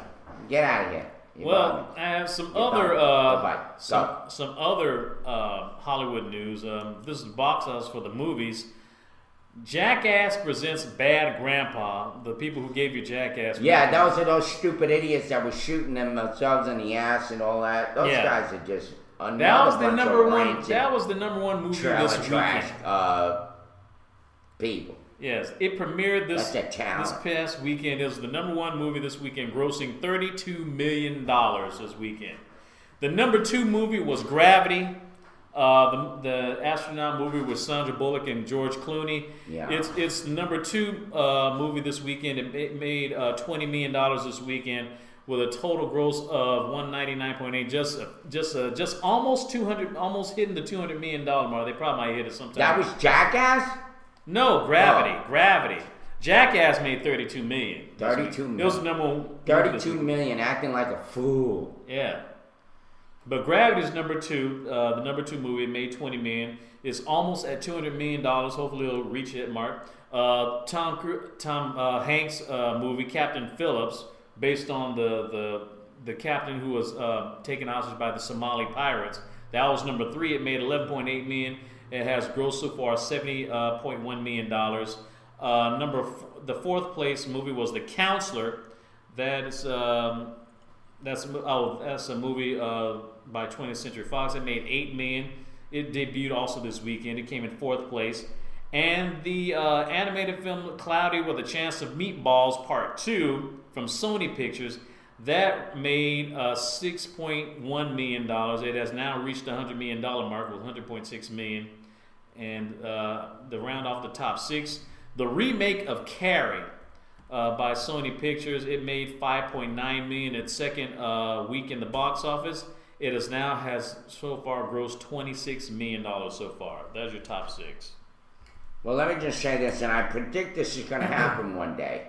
One of these assholes are going to be doing this badass or whatever, dumbass, what do they call it, jackass? Jackass. Yeah. They're going to be doing this joke on somebody, and somebody's going to get pissed. They're going to be carrying a gun. They're going to shoot their ass, and then it's going to become a big deal. Like, oh, this during the filming of a Jackass, somebody got killed. They didn't take the joke right. Mm-hmm. I mean, some of the crap they do, they think it's funny. Mm-hmm. Some people may react to it. I'm telling you, that's going to happen. And when it happens, it's going to be like, who was it? That woman that the guy was approached on the show that he was gay, and he went out and killed the guy. Oh, talking about Jenny Jones? Yeah, it's going to be another Jenny Jones show. It's going to be gone. Watch. Mark my words. It's going to happen. People think it's funny. People are so on edge today. It's not good to be playing practical jokes today. Look at what happened with that girl. She jumped out of the closet and tried to scare the guy shot her. Mm-hmm. Remember that? Yeah. That girl that you mourned so deeply because she was an Indian girl. Well, she was a hot. Yeah, she was a hot. Yeah, well. But you just don't do crazy stuff like that. Yeah, they're not gonna be so funny anymore. It's not. I find some of these pranks, like, whoa, you kind of react to them, but you think about it afterwards, like, man, I just laughed at somebody getting his head blown off. Mm-hmm. That's how jaded people can become. Yeah. Ah, look at that rape. Look at the way he's slapping. Oh, it used to happen in the old days. You should see some of the old movies. Oh, back in the 40s? Back in the 40s, it was all about some guy raping the girl and watching her big boobs bounce around while he banged her. Look at Straw Dogs was a big deal. People, they had an obsession with that movie. Like watching all those guys raping. Yeah. Good morning, gamer girl. Yeah. Bam didn't die in a car accident. Done did. Gamer girl is back, baby. How you doing, gamer girl? Good morning, sweetheart. Look at that. We got 2 hearts. Hello. 1 each. Yeah. Yes. Welcome back. We're talking about what the hell are we talking about? We were talking about some stuff that was We're going on. talking about with, a lot of crap. Marshall Wallace, who was the voice of The Simpsons, played Bart Simpson's school teacher. She passed away this weekend at the age of 70. I don't know if it was cancer or anything, but she just passed away. They'll probably say something about it later on today. Well, when you gotta go, you gotta go. And of course, Lou Reed is a big story. He's dead. Yes, he was one of the founding members of the group Velvet Underground, who basically started punk rock music. Okay, that goes back to the Lauder, and then I just made Wallace. Isn't it Wallace? Yeah, Marshall Wallace. Yeah. Okay, Lou Reed, another one. Great, incredible songs. Wrote tons of songs. Blah blah blah blah blah. But his songs were more famous than he was. Just like that lady. Her Simpsons character is more famous than she was. Yeah. Even though she was in every movie and did everything. So that's your 3 on a match. Yeah. Yeah, 3. Just from this last week. Yeah. Speaking of some other bad news, at least Hollywood-wise, Conrad Murray's jail time for killing Michael Jackson ends today. Yeah, that's the big news there, Bad Owl. Dr. Conrad Murray is set to be freed from jail today after serving 2 years for causing Michael Jackson's death. Murray's 4-year sentence for involuntary manslaughter conviction translated to just 2 years in jail because they're letting that scumbag out? Because the California prison rules that give an additional day credit for each day served. A jury concluded after a 2-month trial in 2011 that Murray's negligence led to Jackson's death from an overdose of the surgical anesthetic propofol. Monday, today will be the first time Murray has stepped outside the LA County Jail since November of 2011, except for one visit to a hospital and to court. He served his time in the local jail because of overcrowding in state prisons. The cardiologist who was hired to serve as the pop icon's personal doctor for his comeback in 2009 told investigators he gave Jackson nightly infusions of propofol to treat his intractable insomnia for 2 months so he can rest for rehearsal. I swear to you, you get more for a DUI than you do for murdering Michael Jackson. And this goes back to the same crap that happened with Sammy Davis Jr. Mm-hmm. How does this correlate? Well, you got to remember, Michael was a powerful guy. Mm-hmm. Whatever Michael wanted, Michael got. They're both getting the same treatment, is what I'm saying. Even though Michael Jackson had a lot of money. Mm-hmm. What I'm saying is, they say, well, Michael Jackson was a drug addict. He killed himself. What do they say about Junebug? Well, he was a schizophrenic. He deserved to be shot and killed. It's the same thing. People use other excuses to justify a killing. Yeah, the thing is, I remember I almost had to unfriend somebody on Facebook after that, almost on the verge. Because that's like, well, he's no different than a drug dealer and blah blah blah, giving somebody else it. Like Michael, he gets high. Like, look. First of all, this guy's a doctor. Drug dealers are not doctors. They may deal with drugs and stuff like that, medication and stuff. But the difference is, doctors don't encourage people to buy their drugs, at least not directly, or at least not in public. Number 2. Drug dealers don't have to take the Hippocratic Oath. So there you go. So that leaves, Nino Brown. Well, then wait a minute. Let's go back to Conrad Murray. Conrad Murray gave him propofol, whatever the hell it was, which he wasn't supposed to do. Exactly. But being a doctor, messing with that, he's supposed to be taking the Hippocratic Oath. The Hippocratic Oath. So I'm just saying, he should have known better not to give him that much of dose. Even if Michael wanted him to, the thing is he should not have gave him that much. He should have not have been that negligent. Drug dealers, they don't have to take the Hippocratic Oath, so they don't care what you did. They don't care if you die from overdose 5 seconds later after you took it and went over and died in a corner like some stray dog somewhere. The difference is drug dealers are not held accountable for their deaths for their customers like doctors are. Well, drug dealers can't be sued for malpractice. Well, he spent 2 years, and I'm sure he made plenty of money off of Michael Jackson. Oh, yeah. Mm-hmm. He made it worthwhile to him. Yeah, but Michael was not in good health to begin with, so the doctor should have known better, of course. But not only that, Maddie, think about this. Maddie, 1967. Mm-hmm. You think about this for a minute. Yeah. Propofol, whatever the name of that drug is, Propofol. That is not supposed to be administered outside a hospital setting. And they were supposed to be, you're supposed to be supervised. This piece of crap doctor, I can't even stand his accent. That's another thing. I don't want no doctor with a foreign accent working on me. I've had too many my whole life. I want an American doctor. But I get them all. They're the ones that overcharge me on taxes every time I go to the store. Yes. You better count your taxes. How much taxes are you paying? Especially if you go to one of these stores with a guy that sounds like he's from Pakistan or some shit. Yeah, says the guy from New York. They invent the taxes. Who lived in the most diverse city in the It's world. $10, and then all of a sudden you're paying like $12.50. How much is the tax? You're not going to stand there and start to calculate the tax. But I could bet you any damn money that they are ripping you off, and then not only that, not even paying taxes. That's the worst part about it. Yeah. So this Conrad Murray is another one of those people. Would you trust him as your doctor? He reminds me of like a making politician. Yeah, I don't trust him.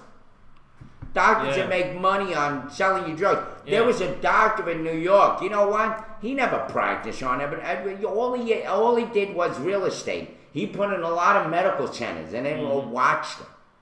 Watch everybody else. That's not a doctor. Yeah, he made all these medical centers and filled them up with a bunch of dollars. He didn't know. He just collected a little bit out of everybody. Yeah. And yet he had the name doctor in front of him. I'm a doctor. Yeah. Derek's a doctor. Dr. Derek. Dr. Irv.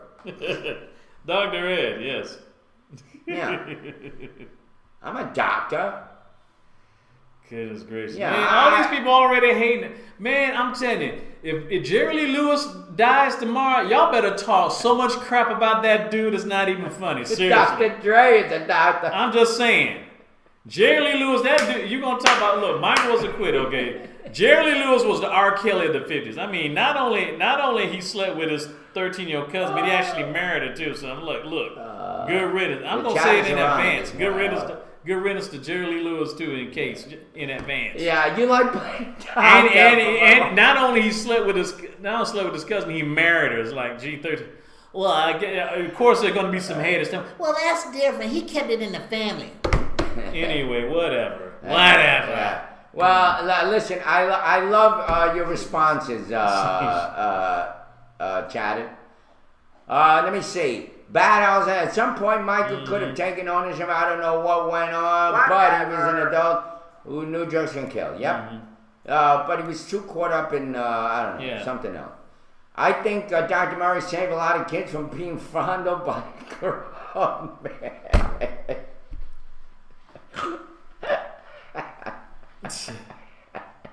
What is it? I love it.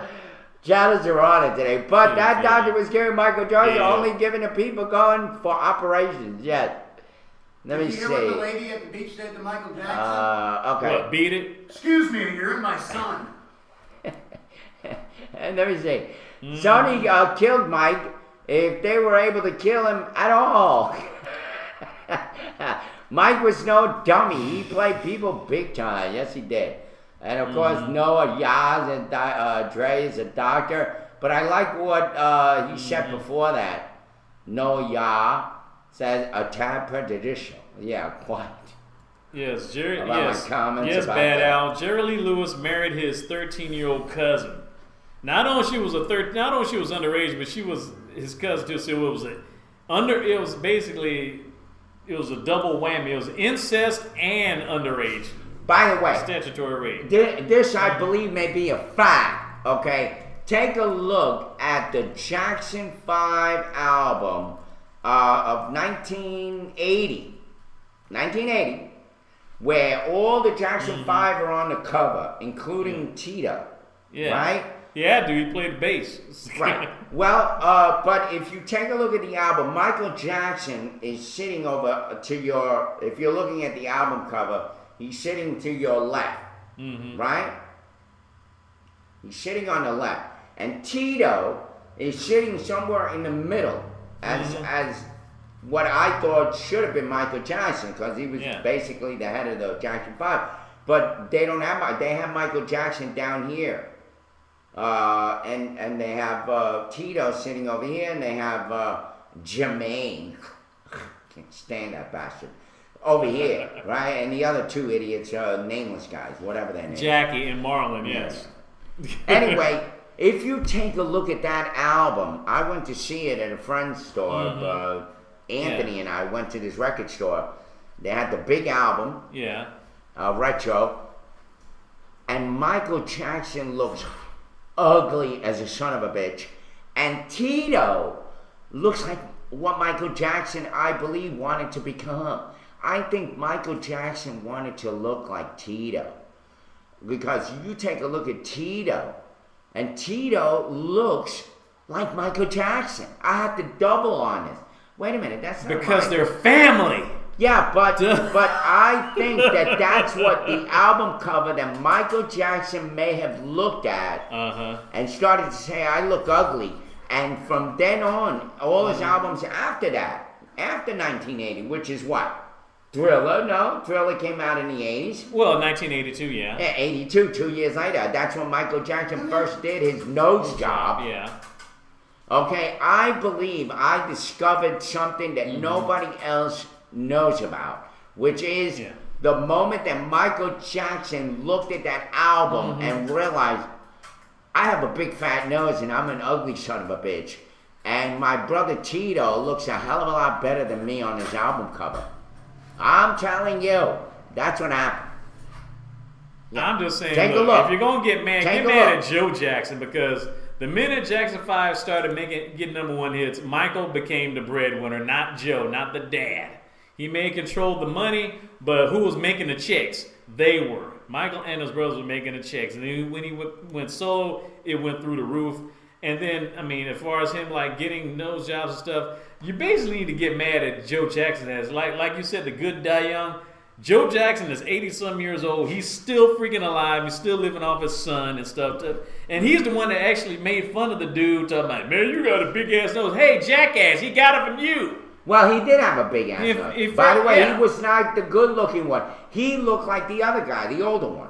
Jackie? Yeah, the big one with the big nose. Well, all of them had big noses. Yeah, but no. But all the other ones, like Jermaine, was okay-looking. And the other schmo up in the corner, what's his name?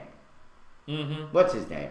Not Marlon. Tito. Jermaine, it was Jackie, Marlon, Jermaine, Tito, Michael. Yeah, one of them. Anyway, everybody was good looking. Michael started looking morphed out. In that album, check that album out. It's a blue cover or purple color. ABC. It's got a peacock on the back, and he talks about the peacock, and Michael Jackson leaves the world is a peacock. Who the hell knows?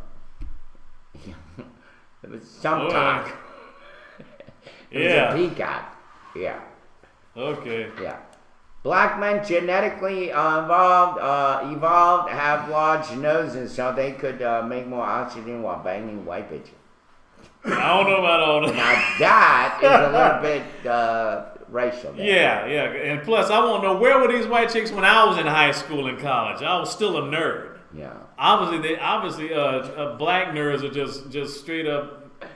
Nobody want black nerds universally, I guess. I don't know. Who knows? Unless we making money like Urkel or somebody. Or the other guy there on Prince of Bel-Air. Prince of Bel-Air, Carlton Banks, yeah. Carlton Banks. Actually, Carlton Banks is like an has-been. Carlton Barrett. When's the last movie when's the last movie he's been in? Well, he's hadn't done any movies or TV. He just basically directs TV shows and sitcoms now. Is that what he does? That's what, remember the Cosby Show? Yeah. Remember Elvin, the son-in-law? He was a good friend of mine. He turned into a director and a Broadway director. And he's done a couple of great movies that I forget the names, but I find his name on it. Oh, shit. I didn't know that he directed that. Yeah. Anyway, it feels like we're waiting on something. It feels like we're waiting on something. I don't know what we're waiting on. Maybe Halloween. Since everybody already. Well, that's 3 more days from now. Yeah. Well, we're gonna talk about Holy Halloween. You want answers? I think I'm entitled. You want answers? I want the truth. You can't handle the truth. Now, let's see if you can handle this. Our daily bread for today. Wait on the Lord. October 28, 2013, by Dennis Fisher. Okay. All right, ready? You ready? Ready. You still waiting? Yeah, still waiting. Yeah, wait on the Lord. Okay. With so many instantaneous forms of communication today, our impatience with hearing a reply from others is sometimes laughable. Someone I know sent an email to his wife and then called her by cell phone because he couldn't wait for a reply. Sometimes we feel that God has let us down because He does not provide us an immediate answer to a prayer. Often our attitude becomes, "Answer me speedily, O Lord, my spirit fails." Psalms 143, verse 7. But waiting for the Lord can transform us into people of growing faith. King David spent many years waiting to be crowned king and fleeing from Saul's wrath. David wrote, "Wait on the Lord, be of good courage, and He will strengthen your heart." Psalm chapter 27, verse 14.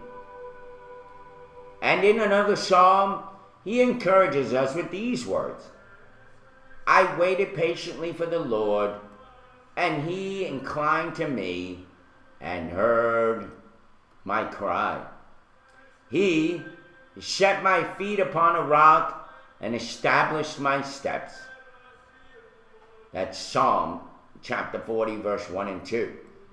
David grew into a man after God's own heart by waiting on the Lord.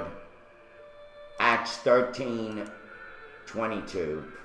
And 1 Samuel chapter 13, verse 14. When we become frustrated with God's apparent delay in answering our prayer, it is good to remember, especially today. I'm just gonna come out of script here. Especially today with this instant gratification mindset that we have. Instant food, instant this, instant that, instant messaging, Instagram, instant this. Especially today, folks. Remember that He is interested in developing faith and perseverance in our character. James chapter 1, verse 2 and 4. Wait on the Lord. Sweet hour of prayer, sweet hour of prayer. Thy wings shall my petition bear. To Him whose truth and faithfulness engage the waiting soul to bless. Walford.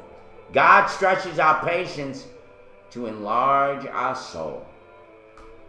And in Psalm verses chapter 40, verse 1, your Bible read for today is, "I waited patiently for the Lord, and He inclined to me and heard my cry." There you have it. Waiting on the Lord. You know, I used to have a shirt that used to have the big blue letters on it. Chocolate, brown. Thank you, sir. May I have another? Thank you, sir. May I have another? Thank you, sir. May I have another? I used to have a shirt Yeah. that was chocolate brown with blue letters. Yeah. Right, Ed? They used to say, wait. Wait. Wait until I'm finished before you throw a soundbite in. Wait until I'm finished. Waiting on the Lord. Right there? Be very, very quiet. ATD, I ain't said nothing of the sort, man. I ain't. Right, Derek? Yeah. You know what patience is. Yes, I know what patience is. Big time. Virtue. Yeah. It's a virtue, It's yes. a virtue. Yeah. Oh, yes. There you go. Looks like I picked the wrong week to quit amphetamines. Yeah. Yes. There you go. There you have it. That was our daily bread for today. You said a mouthful, Chewy. Yes. We had to wait like 40 years before we knew who the hell that guy was. Remember? Yeah. Chewbacca. Chewbacca the Wookiee. Yes. When I first saw the guy, I was like, really? I thought it was somebody else. Mm-hmm. Actually, I thought it was a black guy. Go figure. Ed, do you have any Bollywood dancer videos for Derek or pictures? Now I got his midget porn. Yeah, he's gonna Anyway. punish him. No picture. Yeah. Well, I guess. Better luck next time, as they say. Yeah. As they say in the game world or sports Miguel is world. back. Speaking of sports, you know, the World Series has been going on. Yeah. The game, we had games 3, 4, and 5 were this weekend. Well, Saturday and Sunday. Games 3 and 4 in the World Series. They're all in game 3 and 4. St. Louis beat Boston 5-4, which they gave the lead 2-1. But in game 4, St. Louis lost to Boston in St. Louis 2-4. What's this got to do with? Keep going. Anyway, game 4 is now tied. This is his religion. Go ahead. Okay. Now, games 3 and 4, it has been somewhat exciting. People have been called out because the ball was in, and they had to bring it back, and then they had to go back on their calls. Well, actually, this only at one game, but there have been a lot of crazy bloopers and errors that's been going on. At least it hasn't been anything but totally boring, like some people think about sports. But the series in the World Series is tied 2 games apiece, but to Boston Red Sox and the St. Louis Cardinals. Game number 5, St. Louis versus Boston, is going to be in St. Louis. Game 5 is tonight, which will be 7:30 on Fox. Game 6 will be back to Boston, which will be on the 30th. That is Wednesday. So that means after Game 5, they're going to go fly back to Boston and have Game 6 over in Boston. And if it's required, there will be a Game 7 on October 31st, Thursday night, on Halloween night. So who's going to get the treat? The World Series championship, or who's going to get the trick? Who's going to win or who's going to lose? I guess we'll find I don't know. Do you? Anyway, we also had some college football standings. Number 7, Miami beat Wake Forest 24-21. Minnesota beats 24th ranked Nebraska. That's a huge upset, 34-23. 19th ranked Oklahoma State beats Iowa State 58-27. 20th ranked Louisville beat South Florida 34-3. As far as the standings and the rankings so far for the NCAA football, as always, so far, you just can't beat Alabama. They're undefeated. They're number 1. They remember that word we had Friday, euthanasia. Yeah. Well, let's just say they euthanized Tennessee 45-10. Oh. They just totally beat them 45-10. Yeah, well, I had another word. What was it, Ed? What? Yeah. Alabama's still number 1. Oregon is number 2. Florida State is number 3. Ohio State still in the top 5 is at number 4. Baylor's number 5. Stanford's number 6.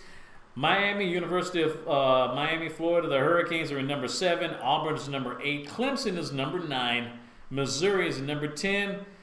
LSU is number 11. Texas A&M is number 12. University of Georgia is nowhere in the top 25. Neither is Florida either. And they play each other this upcoming Saturday, November 2nd. There's some crazy stuff that's been going on, as I said, for the NFL. And the NFL's been going on. I didn't get to see this. Didn't get to see Sunday night's game. I saw, well, at least not the entirety of it because I don't know why I fell asleep. Yes, I fell asleep. I wonder why. No comment, people. No comment. By the way, no, y'all. They changed their name from Joey Knuckles to Joey Shotgun and Joey Handgun. Knuckles, I could tell your age. They haven't used brass knuckles. I don't think they use brass knuckles anymore. They don't have to go there. No, they just shoot them at this. Yeah, they just shoot them. Instant gratification. Yeah, I want to whack him now. Yeah, I want to whack him now, right in the face. Yeah, I miss his bullet. Coming out of the chamber of this gun. Mm-hmm. Yeah, forget about. Yeah, college youth. College youth. That don't start till I guess like maybe around November, December, around about the NBA. Which, by the way, the NBA season will start tomorrow night on TNT. They play their last. Yeah, whatever. Yeah. Now just made me lose my train of thought, Ed. Jeez. We're the only white people here. Okay. Also, Mercer holds on to win a 38-31 win over Campbell University Saturday at Mercer Stadium. So at least they're still undefeated at home, even though they're like 6-1, but they're still undefeated at home. In NFL news, the New York Giants beat the Philadelphia Eagles 15-7. 49ers. The New Jersey Giants. New Jersey Giants. Play in New York. Yeah, whatever. San Francisco 49ers beat the Jacksonville Jaguars 42-10. Detroit comes out of nowhere in the last 15 seconds of the game, beats Dallas Cowboys 31-30. What would you do with a brain if you had one? Yeah, whatever.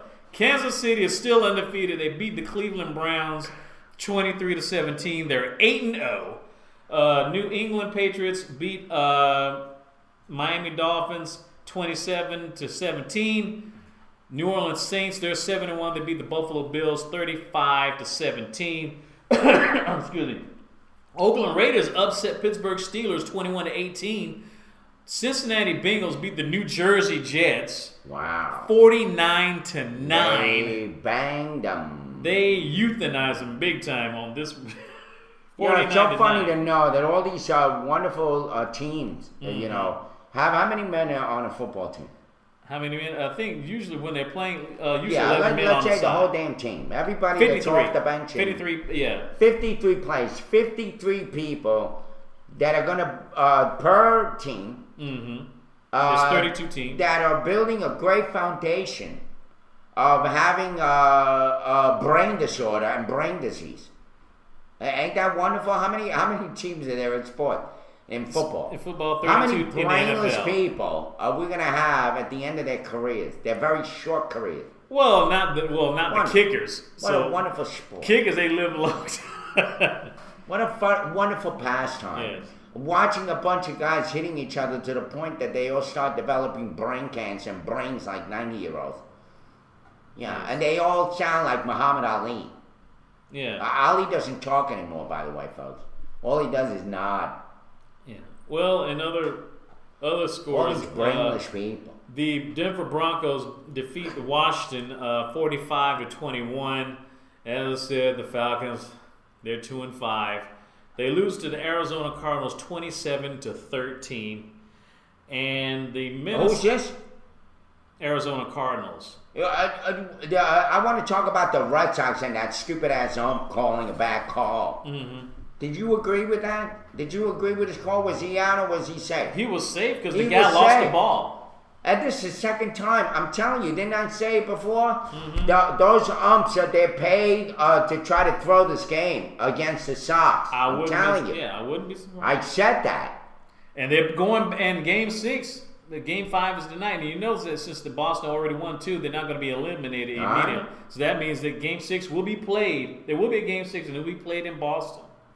So we'll see what happens in Game 5. Will St. Louis win Game 5, or will they? Because if they do win it, that means Boston gonna have to win Game 6 and 7 at home. Yeah, I'm telling you, the umps are horrible. I mean, they're just as brainless as a football player smacking into a brick wall every day. Yeah. And all I'm saying is, look, all these games are all designed. Baseball is easy. I mean, all you do is run around a base, and that's it, get tagged. Mm-hmm. But football, to me, is even basketball I like. I love basketball. Well, it's not as much contact. Love it. I like it. Yeah. But when you talk about football, I mean, the whole idea of it is insane. Yeah, how do you stop? How do you get the ball? How do you get the ball rolling? Well, first of all, you it got to doesn't pass roll. the ball. You have to hand it off to somebody or throw it to somebody. And you got to throw it, but then you also attack another human being, like throw your whole body on. Well, they do the same thing in rugby. Around. Do the same thing in rugby. Well, rugby's another crazy ass sport. That's a European sport. Didn't they use gladiators and kill lions and stone people to death over there? Yeah, people get but the thing is, rugby is just as dangerous, probably almost as dangerous as the NFL, because first of all, you don't have no 300-pound dudes in rugby, especially 300-pound dudes that can actually run a 4.4, a 40-yard dash in 4.4 seconds. I mean, a 300-pound guy that's faster than me, that's scary. Especially coming in. If I have the ball, I know I better have my Blue Cross insured. I'll tell you that. Actually, I didn't spend my past outside. My face is red because I have red in the background, red here. Derek's face is red. It's winter. I mean, he's a real redskin. I'm wearing red makeup. That's all the story. Yeah. I also have one other sport.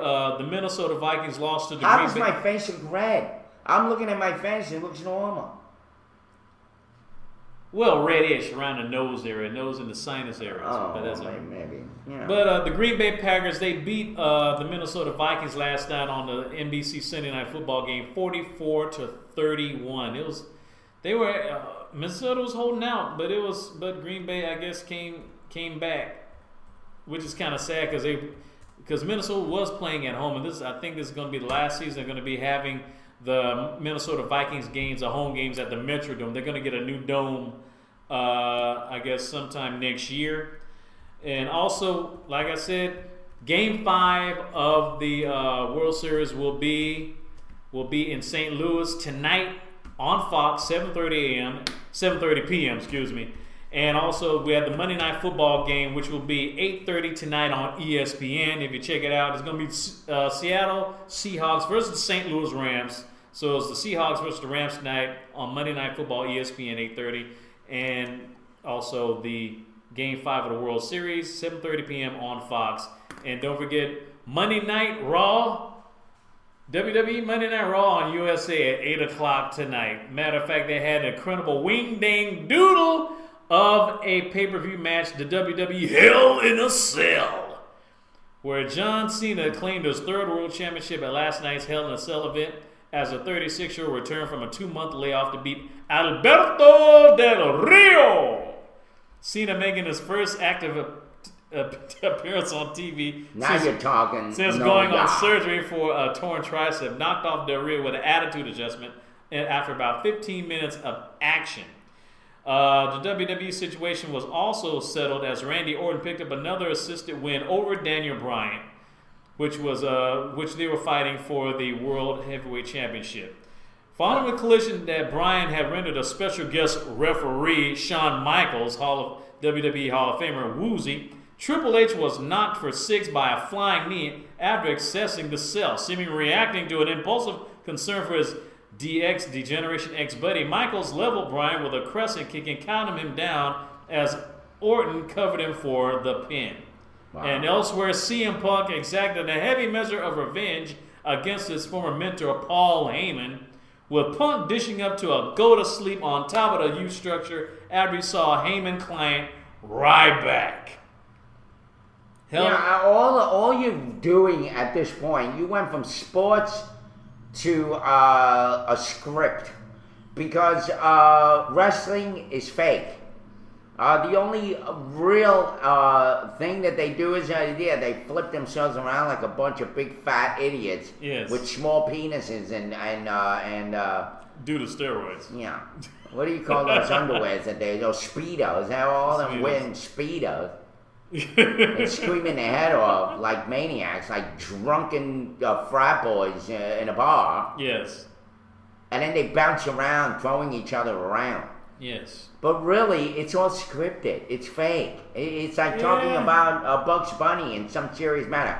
And Bugs happens to be right when he says it's rabbit season.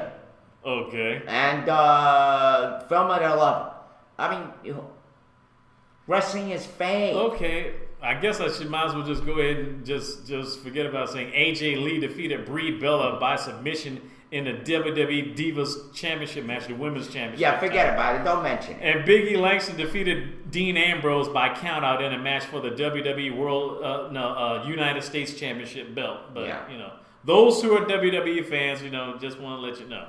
Yeah, there you go. We'll find out what happens on Monday Night Raw tonight on USA Network. Yeah. He says, I can't believe Hyman proposed to Ryback. It's all fake.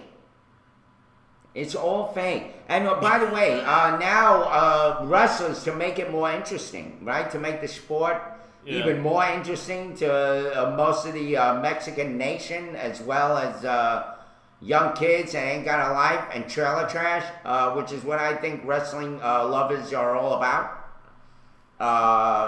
I don't see, other than Derek, a college graduate really into that thing. It's mostly like these big fat white kids that eat too many potato chips, and too many potatoes, and too much pork, and you got the whole Mexican nation that loves this sport.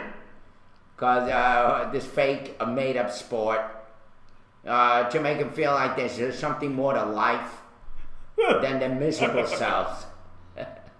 That's all I got for sports. That's all I got for sports. Yeah. Ooh, yes, AJ Lee, yes, she is fine. Yeah, whatever. Blame racism. What can I say? But speaking of, when you're talking about... go talk to Rush Limbaugh. Talk to him.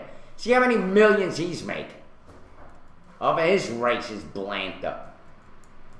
Yeah, wrestling is a joke. And I'm making comment about wrestling. I'm just as fake as the sport itself when it comes to my race.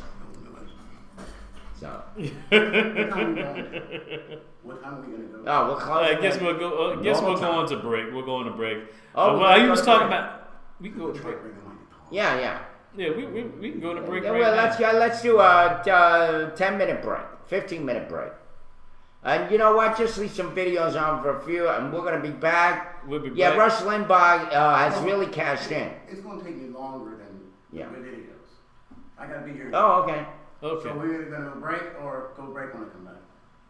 Got to break come back. now. Yeah. Now. And then we'll come back. Yeah, go break now. Yeah, go now. Yes, but anyway, either way. Yeah, speaking of pork, we're going to talk about some pork that's going on. When we come back, gotcha. We'll be back. We're going to take a break, short break, because I think we got you guys on 2 breaks today, right? Yeah, one so far. One break. There you go. We're going to do another break, and we're going to be back. And yeah, I'm not a racist. Believe me. Yes. And we are back. Yeah, we're back. Oh, God, that's sickening. That poor teacher. Could you imagine dying from some razor blade across your throat? Isn't that where he did it, right? I think so, yes. Yes. Throat. It had to be. Absolutely horrible. Very horrible. Yeah, well, I don't know. And then you know what really angers me is they plead not guilty because let's put it this way, they want to get some leverage in terms of how much time he's going to spend in jail. Yeah. This is the same shit that happened with that stupid ass, ugly, goofy goofball guy that came out all over Facebook and said, "Oh, I ran over this guy. Don't drink and drive. Blah blah blah blah blah.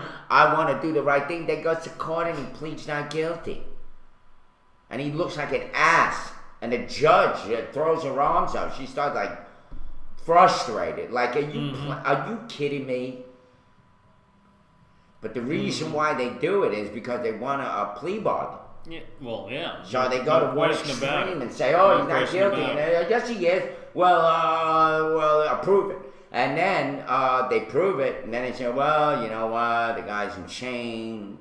The guy had a freaking hemorrhoid that he never removed. And that was him up his at excuse night to and made him depressed. Yeah." He couldn't have anal sex because of that gigantic hemorrhoid dump roast in his butt. And so now he's going through withdrawal. Watch some talk show. I think they come up with Dr. Phil or Ricky Lake pissed him off and then took him over the edge, and then that type of stuff. It's just a cop out. Just a cop out. It's 10:47 a.m. Eastern Daylight Savings Time in Macon, Georgia. It's 61 degrees outside. Actually, a lot warmer than it was last week. That's for sure. Yeah. It's 61 degrees with some scattered afternoon showers, with a high of 77 and a low of 52 degrees tonight. My God, no. No, says, I agree, IDFK. People should be locked up in a cramped box and fed roaches and toenails for life. Roaches and toenails? No, you feed them toenails, they may get pregnant. Ew. I don't know about Never that. how they said you get pregnant? Oh, never mind. I ain't never heard that story. I was told the wrong. The birds and the bees? No, yeah, you bite your fingers. Sad argument, IDK, but you're welcome to your opinion here. Absolutely, ATT. You're welcome to your opinions, but in ATT's mind, his only count. Only his count. Okay. Everybody else's is, whatever. Yeah. Whatever. Alright, so. You were talking about kids who grew up watching wrestling. They came fat and eat potato chips and eat. Oh, Lord, yes. Yeah. Speaking of pork. And it's supposed to be endearing. Yeah. Like you got this fat little kid, it's like, oh, look at that guy. Yeah, I want to be a professional wrestler. Yeah. You can't sleep me. You can't sleep me. Put him up. That sounds like Pat.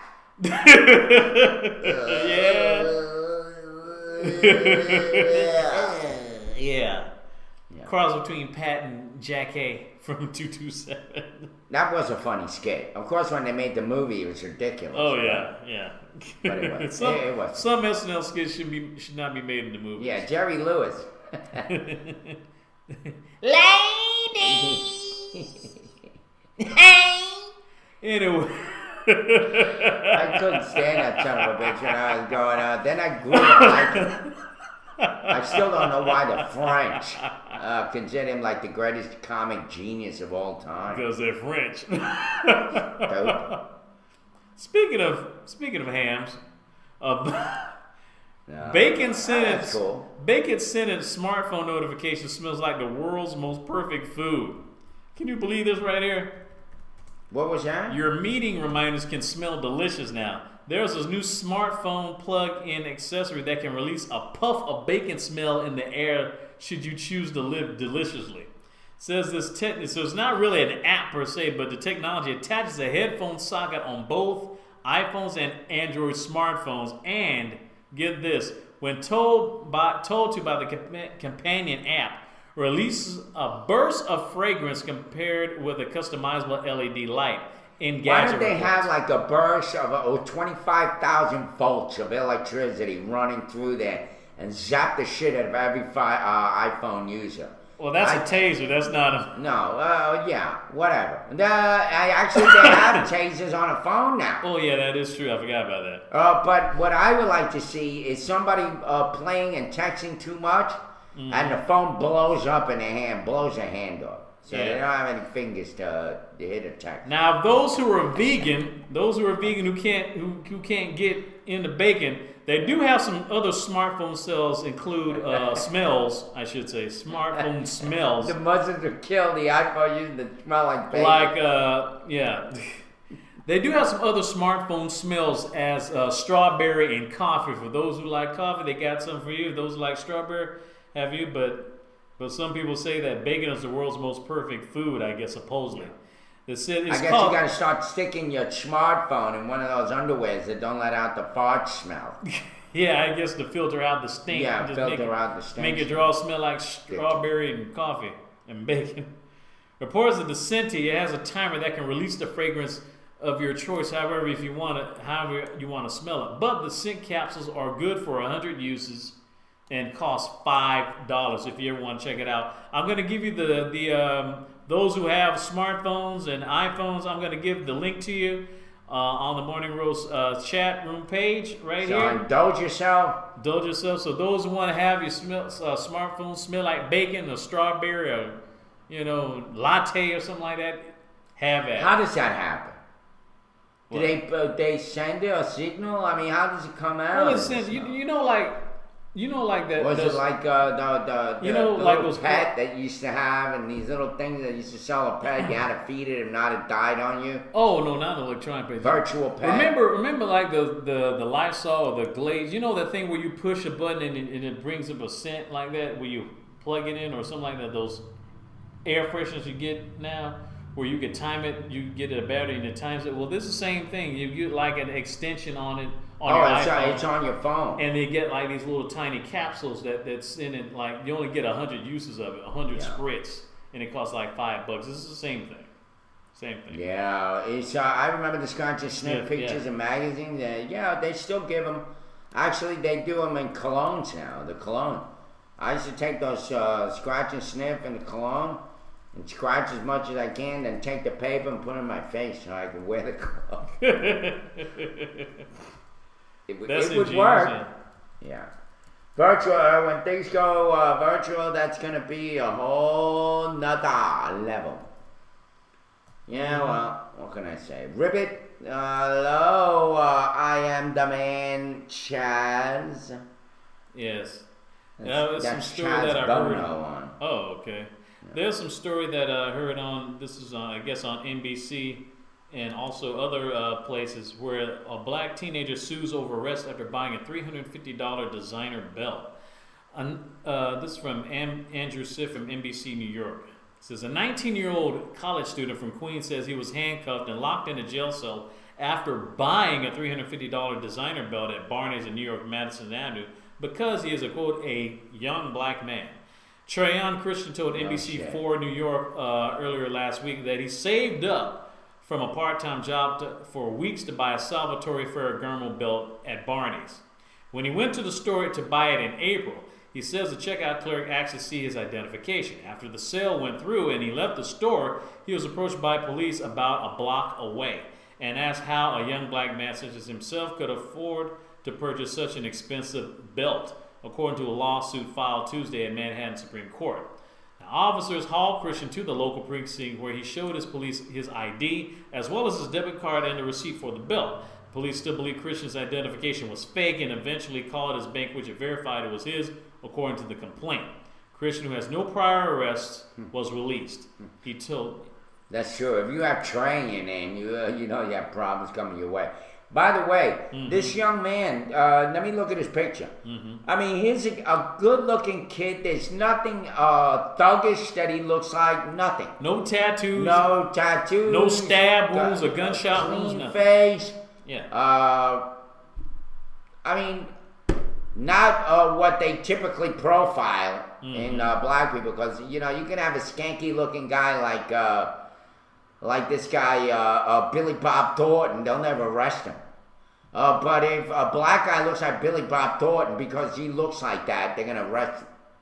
Sorry, that's reality, folks. And they got this young, good-looking black young man. And they're gonna stop him because they think he can't afford. This is what happened to Oprah up in Paris, or wherever the hell it was. Or some bohogey freaking European place. Yes. When they used to having black people around. I think it was what was it? Switzerland or some shit. Yeah. The only black person that's in Switzerland is Tina Turner. Yeah. And she's a light-skinned black Well, he didn't get punished was the problem. Well, the thing was he was arrested. That's the thing. They was arrested just for that, you know. And the thing you're is, right. The thing is, if you're buying it, what's the point? I could understand if he stole it. But the thing is, he bought it. That's the He problem. paid money for it. He paid money for it. So By what's the way, the big deal? they just That's wanted what's to give the him big a deal. little state-funded vacation. Hmm. Well, I digress, but I still think Trayvon Martin did not deserve to be shot. Absolutely. I'm with you, time for a shot. If you've been watching that show, I'm a big Trayvon Martin fan. Mm-hmm. I can't stand George Zimmerman. Period. The end. Everybody says he's white. That guy's Mexican. All right, with a Jewish name. There's something wrong with that picture, folks. Well, his father's white and his mother's Mexican. That's Oh, why. by the way, and he got him so stinking easy because his father's a judge. Believe me, that son of a bitch was working the room saying, hey, you're going to get my son off. I don't care what you do. I'm a judge. I'm not going to be looking like I got a son that's a murderer. Clean it up. I'll make sure that I clear your frickin' parking tickets for you. Or the next day that you walk into my courtroom, I'll make sure you get off. Mm-hmm. Believe me. Time for a shot is not trolling. Yeah, he's been around for a while. Leave him alone. Mm-hmm. Let him speak his mind, even though it may be full of shit. Anyway, he said Trayvon Martin did not deserve to be shot. He was just walking back to the frickin' store with a tea and some Skittles, and then a cop wannabe stalks him, and just because Trayvon was beating his ass, does the pushy thing and pulls out a gun and shoots him. Bang! That's exactly what I said. Trayvon Martin was shot not because George Zimmerman feared for his life, that son of a bitch. It was because he got his ass kicked and he was mad. Well, yeah. You're not gonna kick my ass. But he was because I'm a big fat freaking loser with Miss Piggy for a wine. Yeah. Well, and my father's a judge, and I can't live up to his standard. I can't be like my father is. My father's a judge, and I'm a loser. I don't come anywhere near my dad. He's got a daddy complex shit going on. No, not yet. Damn, man, you guys are slacking. I know, but we were just talking about this. No, but you know what my views is. I mean, if Zimmerman, if he, well, of course, yeah, we know if Trayvon was not black, if been another race, yes, it would have been a totally different story. He shot him because he was a racist pig. And Zimmerman would have his little N-word. And Zimmerman would have been in jail to this very day. He would have been in jail. We know that. Here we go. Because you just don't creep up to some kids. No, I'm serious. Trayvon Martin was shot and killed, cold-blooded, because a big, fat, ugly son of a bitch, George Zimmerman, got his ass kicked. He got his big jelly butt kicked by Trayvon. That's it. Plain and simple. And he was dead in the wrong. I mean, if you were a teenager and there's some guy in a car, a stranger car that you don't see, and he doesn't have no police lights, no security guard lights, and no sheriff deputy lights, and he's talking about what you doing or get in the car. Are you gonna get in that car? I don't think so. Yeah. You're not gonna get on there. I mean. By the way, anybody is trolling me, I say go to hell. Troll me. Go ahead, troll me. You'll be bored to death. You can troll me, but you can't control me. You understand that? Yeah. You can't control me. Yeah. Anyway, so give us some words, Derek. I guess okay. Yeah. Well, there we go. Oh my God, it's 11 o'clock, but we still got Wordsmith and some other shit. Right? Okay. Okay. Well, I'm just giving the birthdays. Yeah, that's true. That's true. That's true.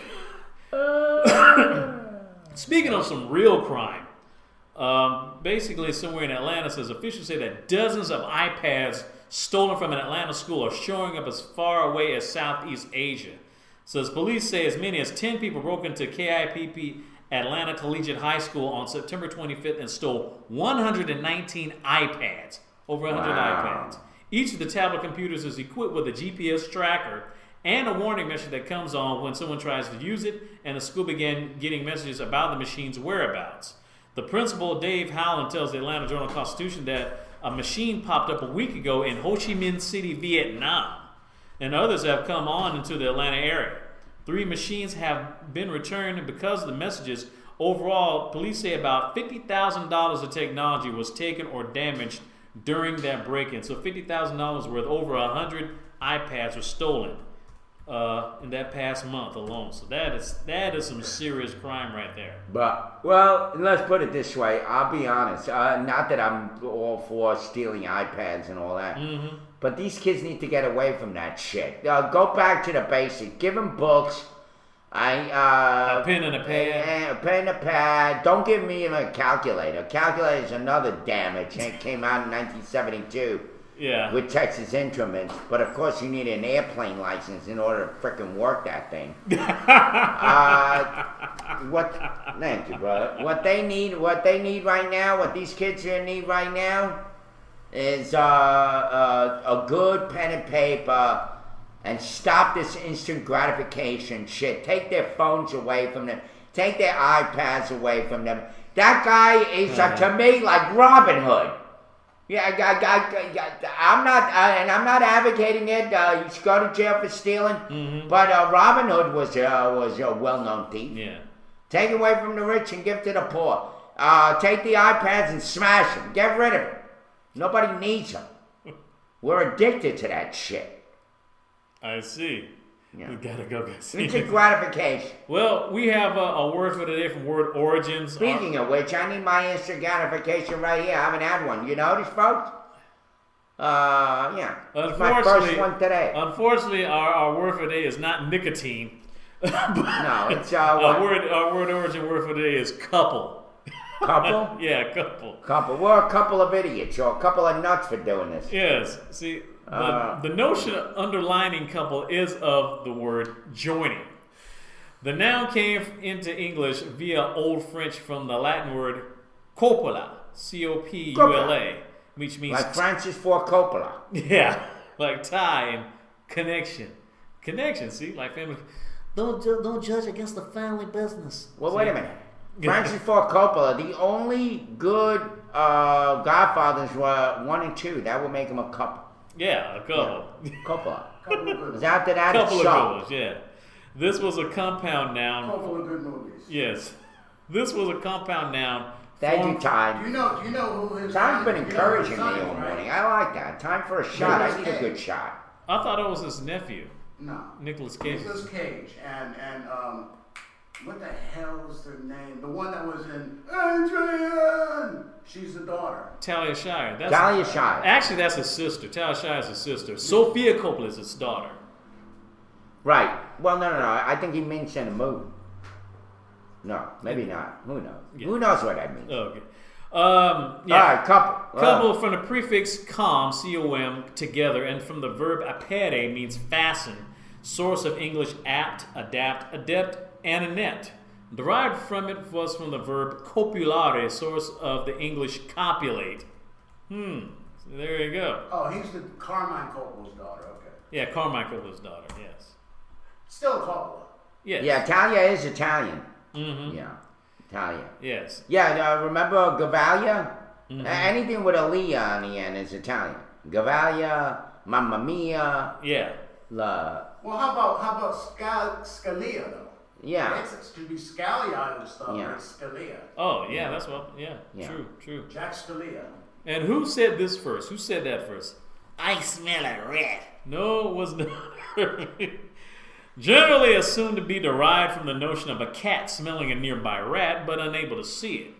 The first term turns up in 1601 in an anonymous play, Blurt, Master Constable, published in London a year later.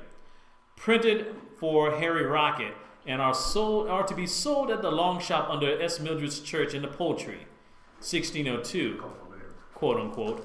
The play is usually attributed to Thomas Middleton and Thomas Dekker, and during its action, an old courier called Curvetto exclaims, "Rat? Me? I smell a rat. I strike it dead." That was James Cagney, no? No, that was... A more colorful use of the phrase arose when the Irish Parliament was enlivened during the period 1777 to 1801 by speeches from MP Prime Minister Sir Boyle Roche. Among his more convoluted policy statements, It would sure be better, Mr. Speaker, to give up not only a part, but if necessary, even the whole of our Constitution to preserve the remainder. One of his much talked about mixed metaphors contained in a fragment that helped propel the rat into permanent English usage. Mr. Speaker, I smell a rat. I see him forming in the air and darkening the sky, but I'll nip him in the bud. You ever see a rat's butt? Really, don't want to. Certainly don't want to. Oh well. The tail's in a way. Yeah, I think you were thinking something different, McGilla, but Cagney did say it. Cagney used to say, "You rat, I'll get you, a rat." Or You dirty rat. something like Yeah. Yeah, those old Yeah. old gangster movies. Yeah, Cagney was in. gangster. Yeah, you're right. You know what brought John Gotti down was a rat. Yes. That other guy. Yeah, that ratted him out. Yeah, Sammy the Bull Got Bravado. bitten by a big ass New York rat, and it was Italian too. You see what I'm saying? Anything with the Italians are mixed up in everything. They were the world power at one time, weren't they? Well, yeah, the We all Roman have a little Empire. Italian Yes, in the us. Roman I have Empire. Italian in me. I think you have a little Italian, Derek. Yeah, what? You me? Yeah. You know what? Yo, you. Who, me? Yeah, you. Yeah. Well, We got such a lag on Yes. this freaking thing. It's ridiculous. This thing is lagging like by 10 minutes. well, Yep. I guess speaking of that, just like a cannoli, it's a wrap right now. Yeah. Uh, It's a rat right now. It's a rat. yeah, It's a rat. Whatever Who came he up with said. that one? yeah. We want to Who thank said all. that first? Derek said it first. Yes, we want to. We want to thank all our people who've been with us throughout the show. Thank you to DS Photo Guy, Gecko Lizard, and the Cow 3000. Haven't seen you in a while, Gecko. Nice hearing from you. Come back You was here again. the other day. Yes. Was okay. IDFK, baby. Yes, Loud, because IDFK. it's in caps. You have to scream it. Oh yeah, Yurik Wildcat. Thank you for coming by. Thanks, you for the Uriah. You're the pictures. man. Love you. Thank you for the DS. pictures. Did you say thank you to DS? Yes, I Welcome did say back. thank you. Welcome home, kiddo. Also, thank you, Honest Guy, Bad Owl, Jimbo from Australia. Have a good Tuesday, because it's already Tuesday in their time. Magilla 2K3, Noah Yao, Nordschnack, Auf Wiedersehen. See you tomorrow. Time for a Shot, and Watchdog 1, and also Earl Big Skillet Jackson, who was here earlier today. Just want to say thank you for coming by, and thank you for checking us out. Be sure to check out our Facebook page and like us if you haven't already. Yes, please. Like us and send it out to your friends and tell them to like us even though they don't know jack shit about it. Even if they don't like us. Yeah, that's true. Even if they don't like it. And on behalf of They control us. that's true. On Wartown. By the way, before you guys go, Yurak, Diaz, when I talk about the same faces in Macon, you're the two faces that I don't mind seeing 1,000 times over. Everybody else can go kiss my ass. Put up with us. Yeah, go forget about it. Yeah. Yeah, well, you and Derek, of You course. gotta put up with us. Definitely gotta put up with me. Yeah, I got to put up that secondhand smoke. North Gotta Snack, do. thank you for When staying. you start smoking, you become a cop, you'll stay. Start North smoking. Snack, thank you always for staying and hanging out with us today. We Yes. love you guys, and we'll see you We'll see you tomorrow. tomorrow, on baby. We went Tepid over 10 Tuesday. minutes. Derek will be on time, right? Yes, Yeah, will we'll be on time. Hope we get a ride then. And if Until not, then next we're time, going to start the show. On anyway. behalf of Irv and Ed, this is DB saying, can you smell what the roast is brewing? Love you guys. See See you you tomorrow, baby. If you don't show Stay up, positive. Irv's gotta twerk. I'll talk in my chair. I'm too lazy to go.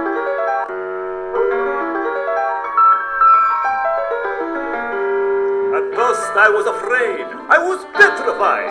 Kept thinking I could never live without you by my side. But then I spent so many nights just thinking how you did me wrong. And I grew strong, and I learned how to get along. I've got that chained up little person still in Rockwood Road. And I've been told so many nights just feeling sorry for myself. I used to cry. I used to cry. Oh, as long as I know how to love, I know I'll stay alive. I've got all right to live.